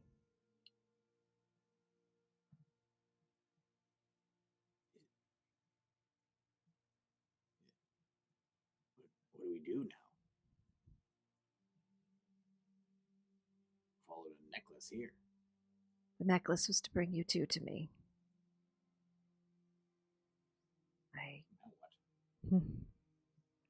I don't know what the destruction of the tribe or what of our pack was, but you do, I think. I think you know where to go. Bircha and her contacts will have some information, no doubt, but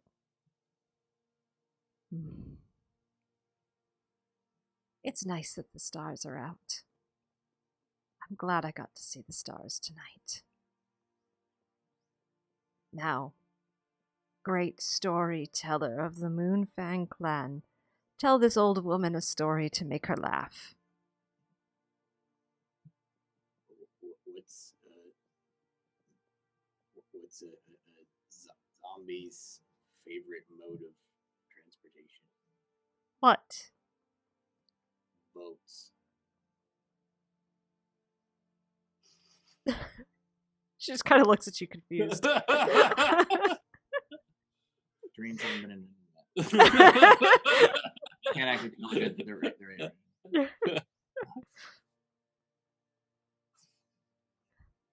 Sorry, it's not a good joke. Put on the necklace. Put it on. Sorry. As you put it on, you feel the weight and looking down, you see these silvery runes suddenly appear around the outside of it, and like there's this weird moment where a lot of the stories that you've heard and you've repeated of your pack suddenly come flooding back to you, and you're hearing them through different voices from different and seeing them from different perspectives.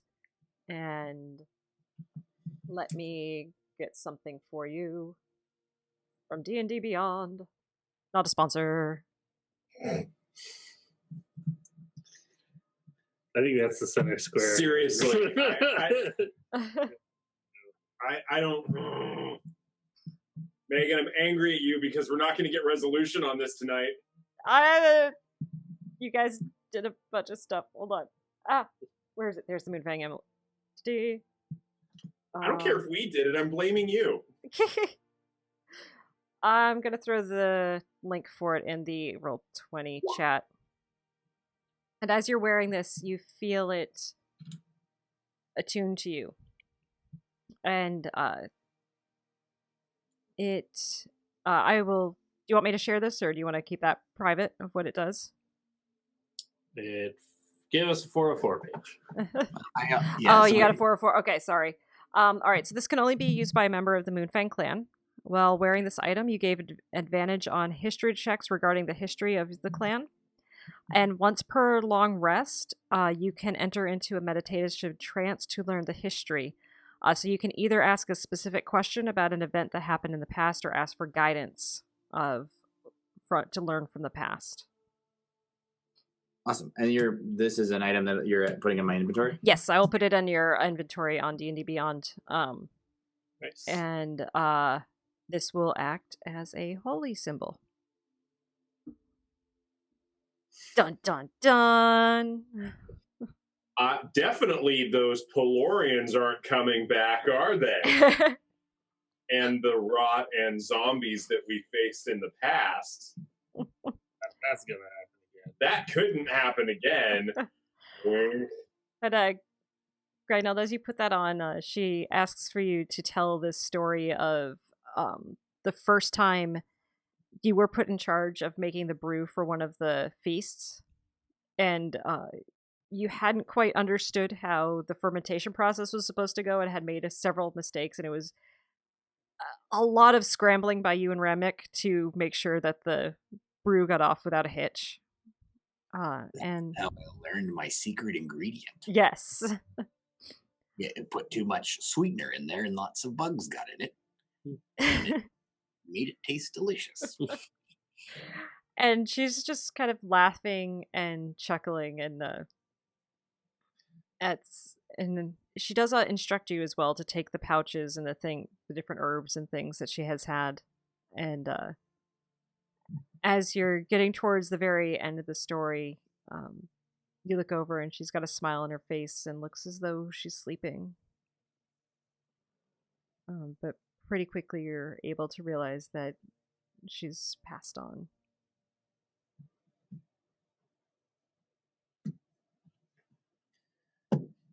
Well, that's awkward.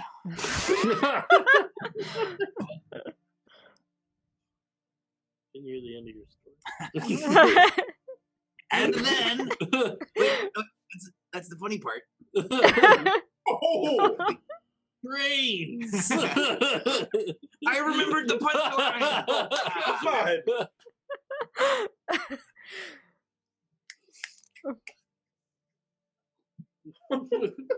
I didn't do it. Well, her head's still attached, so. And actually, when that comes, like, you do see Lady Bircha come over, and she smiles and she sets her hand on the back of. Sorry, I'm blanking on names right now. So Eldrin, sorry. It's been a day. Eldolin, yes. Eldolin and Habersham. You know, I had great expectations for that joke, but Dickens reference. yeah.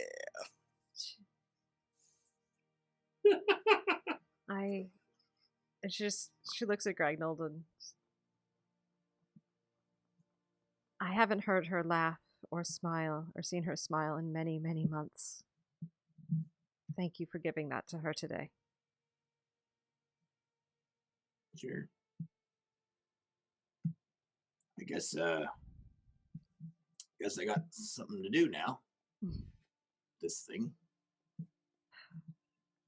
Your line of fate is a difficult one. But your string also is hearty. I think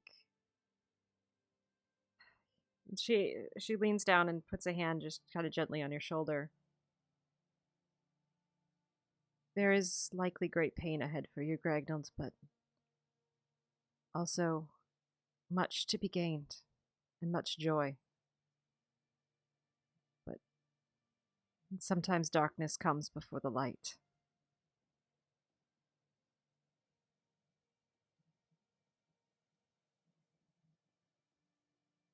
Yes. That is both literal and metaphor.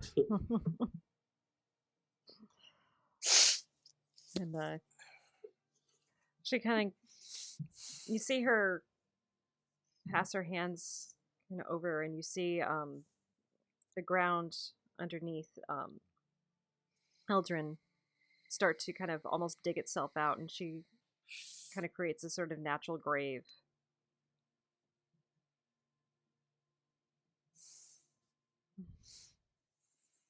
Thank you.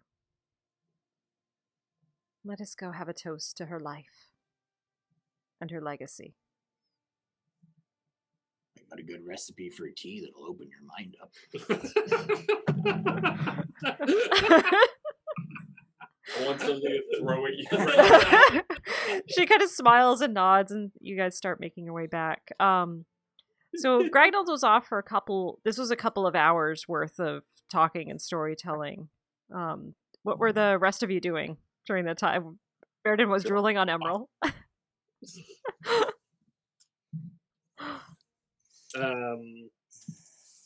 I think after all that, Baeridin finally changed back into a gnome and is enjoying drinking tea, but he's doing it like way over the top. And he's drinking the tea with his pinkies out. Both of them? Both pinkies. Oh, and actually, during this time too, while Gragnold's away, Lady Bircha would have come over to Baron and said, "Please, I have something that I think will, well, ease your heart, perhaps, but..." There is only one thing that will ease my heart, but you're able to try, if you will. And she leads you over towards the pond. So the pond has this river leading into it, and there's this natural spring that forms this very small pool. And she comes over and she places her hand in it and touches your arm for a moment and then lifts her hand away. And suddenly it's like you're looking through a window. And you see a field and some crops getting grown. And you see a young boy walking through, tending to a bit of a wall that had been looked like just crumbled down a little bit, and fixing this little stone partition, and staring up at the sky and smiling, seeming in good health and happy. Baron reaches down and dips his fingers in the water, plays with the ripples. You see the face sort of around distort. the little boy. Yeah. Takes the water and he wipes it on his face. Then wipes his eyes.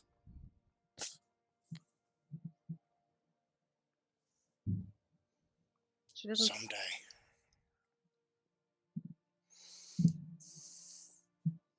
She nods and just kind of places a hand on your shoulder without saying anything. Just hangs his head and starts to weep silently. And she, again, just stands there with you. And when he's had his piece, kind of step away.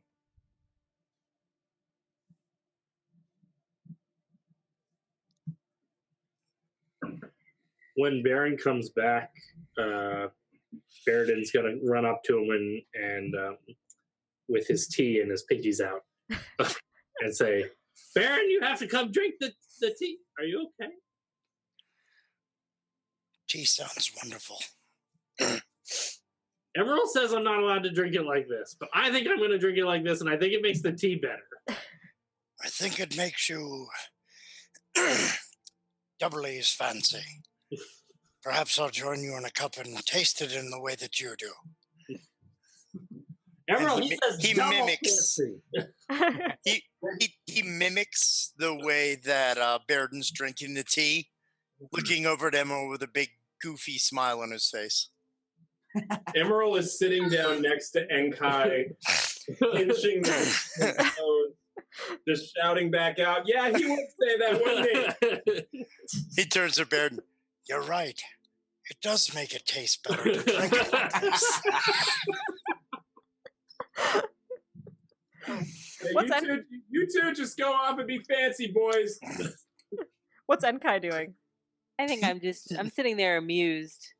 I'm sitting there, having tea, enjoying the surroundings. I think I probably would have noticed if Baron came back upset. And if he sits down, I'd probably sit down closer to him.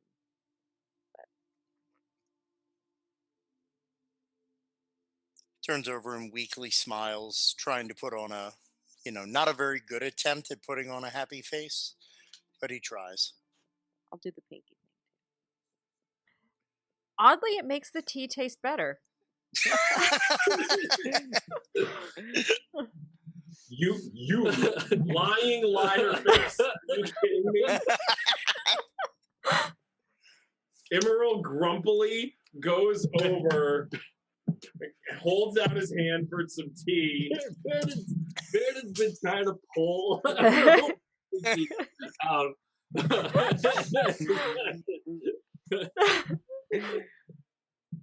Both. You gotta do both. I'm doing both.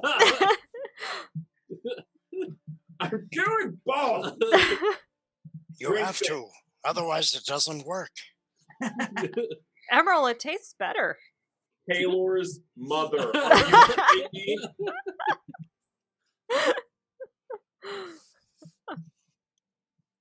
That's a new swear. I like Yeah, Taylor's Taylor's mother. mother. Yeah, you swear. You swear. Eventually, though, as you guys are just kind of sitting and BSing around the fire, Gragnold and the Lady Bircha, who had wandered off, come back over. And you Got see some Gragnold. news and some bad news. Which one you want first? Let's go with the bad news. So she died. Who's she? Who's she? Eladrin? Eladrin. You killed her? No. Gragnold. That's where the good news comes. You in. killed Wait, Eldrin. no. How do you follow up she died with good news? You gave me this. Wait, so you killed her? You killed her and necklace? And it doesn't even look valuable. I'm gonna let the other lady, whatever, Big Bircha. Bircha's gonna have a Big hand on Bircha. Enkai and a hand on Baron. Oh, you two have your work cut out for you. Just gonna nod and sigh. She buried her. Yes. Wait, Bircha buried her? Yep. It's a Bircha burial? You betcha. So you betcha that Big Bircha did burial? You betcha it's a Bircha. We need to do a toast to life. And you see her nod, and you see the hooded figure who's... you've seen her a couple times, but she only kind of pops out and seems to be really trying to avoid you guys for the most part. I can understand Each of you get I a... avoid you too. We're kind of used to it. You Alright. know. Really trying to get the pinky out to see if we can change the flavor of Yeah. this tea. She pours you all or hands you all a small goblet of wine. She says, to Lady Eldrin, Odrum, the speaker of the Moonfang clan, keeper of their histories. Her legacy lives on. Her fate run its course. And to fate bringing you all to the proper part of your course. To Lady Eldwin. L'chaim.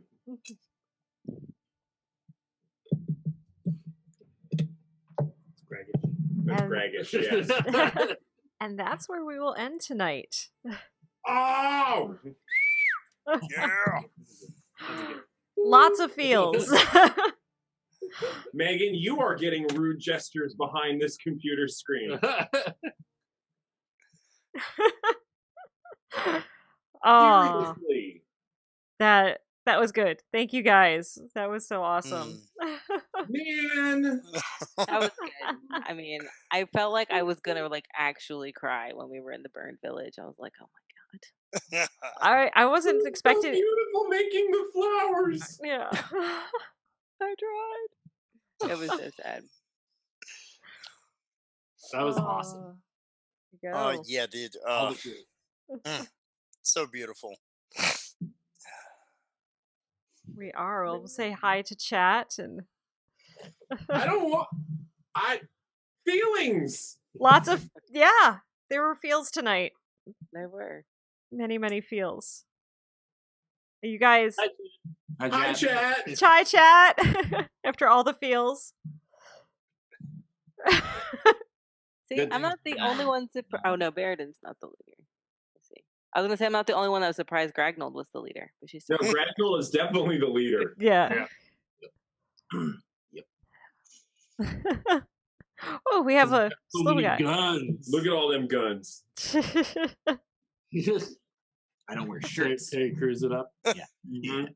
Oh my gosh. Thank you. Thank you. The feels. Lots of feels tonight. So much feels. Clinical God. role, good for the feels. Not for my feels. I love the one making a music therapist's day over here. Aww. Moto Rasa about our little solo.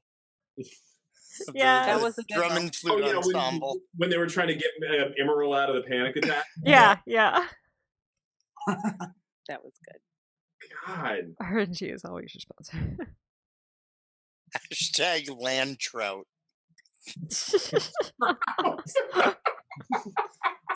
Oh yeah. So okay, land trout comes from I'll explain this. So when I was doing the stream last week, I was playing around with Flowscape to see what I could do, and one of the animals you can spawn in is trout, and I clicked one and nothing happened, and I was like, oh, okay, maybe it actually needs to spawn in water. That's cool. And then I made this scene and I'm looking at it and going, oh man, this is so cool. And then the trout swims through the middle of it. That's hilarious. It was amazing. Is that Very gonna natural land trout. Yeah. I would like a limited edition land trout t-shirt. Yeah. I do have a screen capture of it. Oh my god. It was great. Tweet that out later. Yeah, I will. Oh my gosh. Oh. So many feels. So many. So I actually was going to make Monterey Village on Flowscape this past week, but I just didn't have time. But I didn't actually think you guys were going to go there. I had a suspicion you'd go there, but maybe later. But I'm kind of glad I didn't, because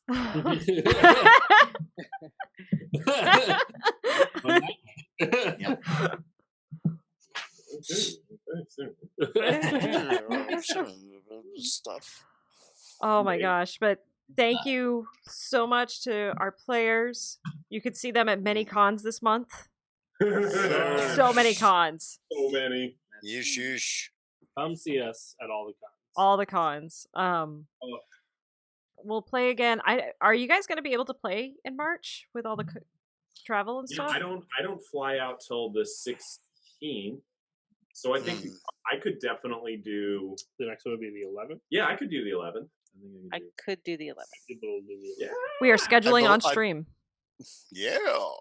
I believe at this point the 11th is still good for me. Look at that. I can do the 11th. Wow. We're gonna be back on the 11th, gang. Yeah, back on the 11th. And next week, I might play some more Flowscape next week and make some more Land trout. land trout. It is, yeah. Again, hashtag not a sponsor, but that is a fun game. Not a sponsor. It was funny is the person who made it is very active in their Reddit, and so I tweeted I messaged them in Reddit, and they watched the stream, and their reply to me was, "Here's some tutorials. That was really funny." Nice. Actually, I got a question for everybody here. For those of us who are going to be at various conventions in the upcoming month and some change, like, what's the panel you're looking most forward to doing? Like, they're all good. Like, don't get me wrong, they're all going to be brilliant. You're asking us to pick our favorite children?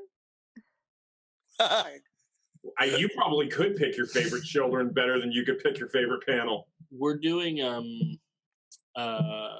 we've done the collaborative homebrew panel like a ton of times. But this PAX East, we're doing it with Jeremy Crawford. What? So I'm super interested and looking forward to the input Jeremy Crawford has into collaboratively homebrewing world with the audience. So. We've got some extra tricks up our sleeve this time, so it'll be fun and different if you've seen it before. I'm hoping I don't have a panel at the same time as that, because I really want to see that one.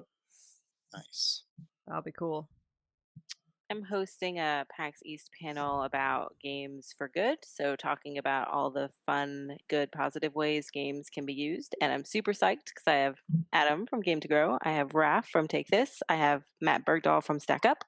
And I have Tony Bean from the Telios Project. So, Wow. that one Wow. should be really cool. That's a pretty Those are slam dunk all panel. disreputable Yeah. individuals. I think Don't it's trust gonna be- any of them. No, I'm looking forward. I mean, if everything continues to work out the way that I would like for me to be a PAX East, I don't know if I had made that to you guys. I might be able to get up there to join in with iThrive. Just again talking, That'd be awesome. meeting up with Kelly and everybody for Critical Strengths Engine.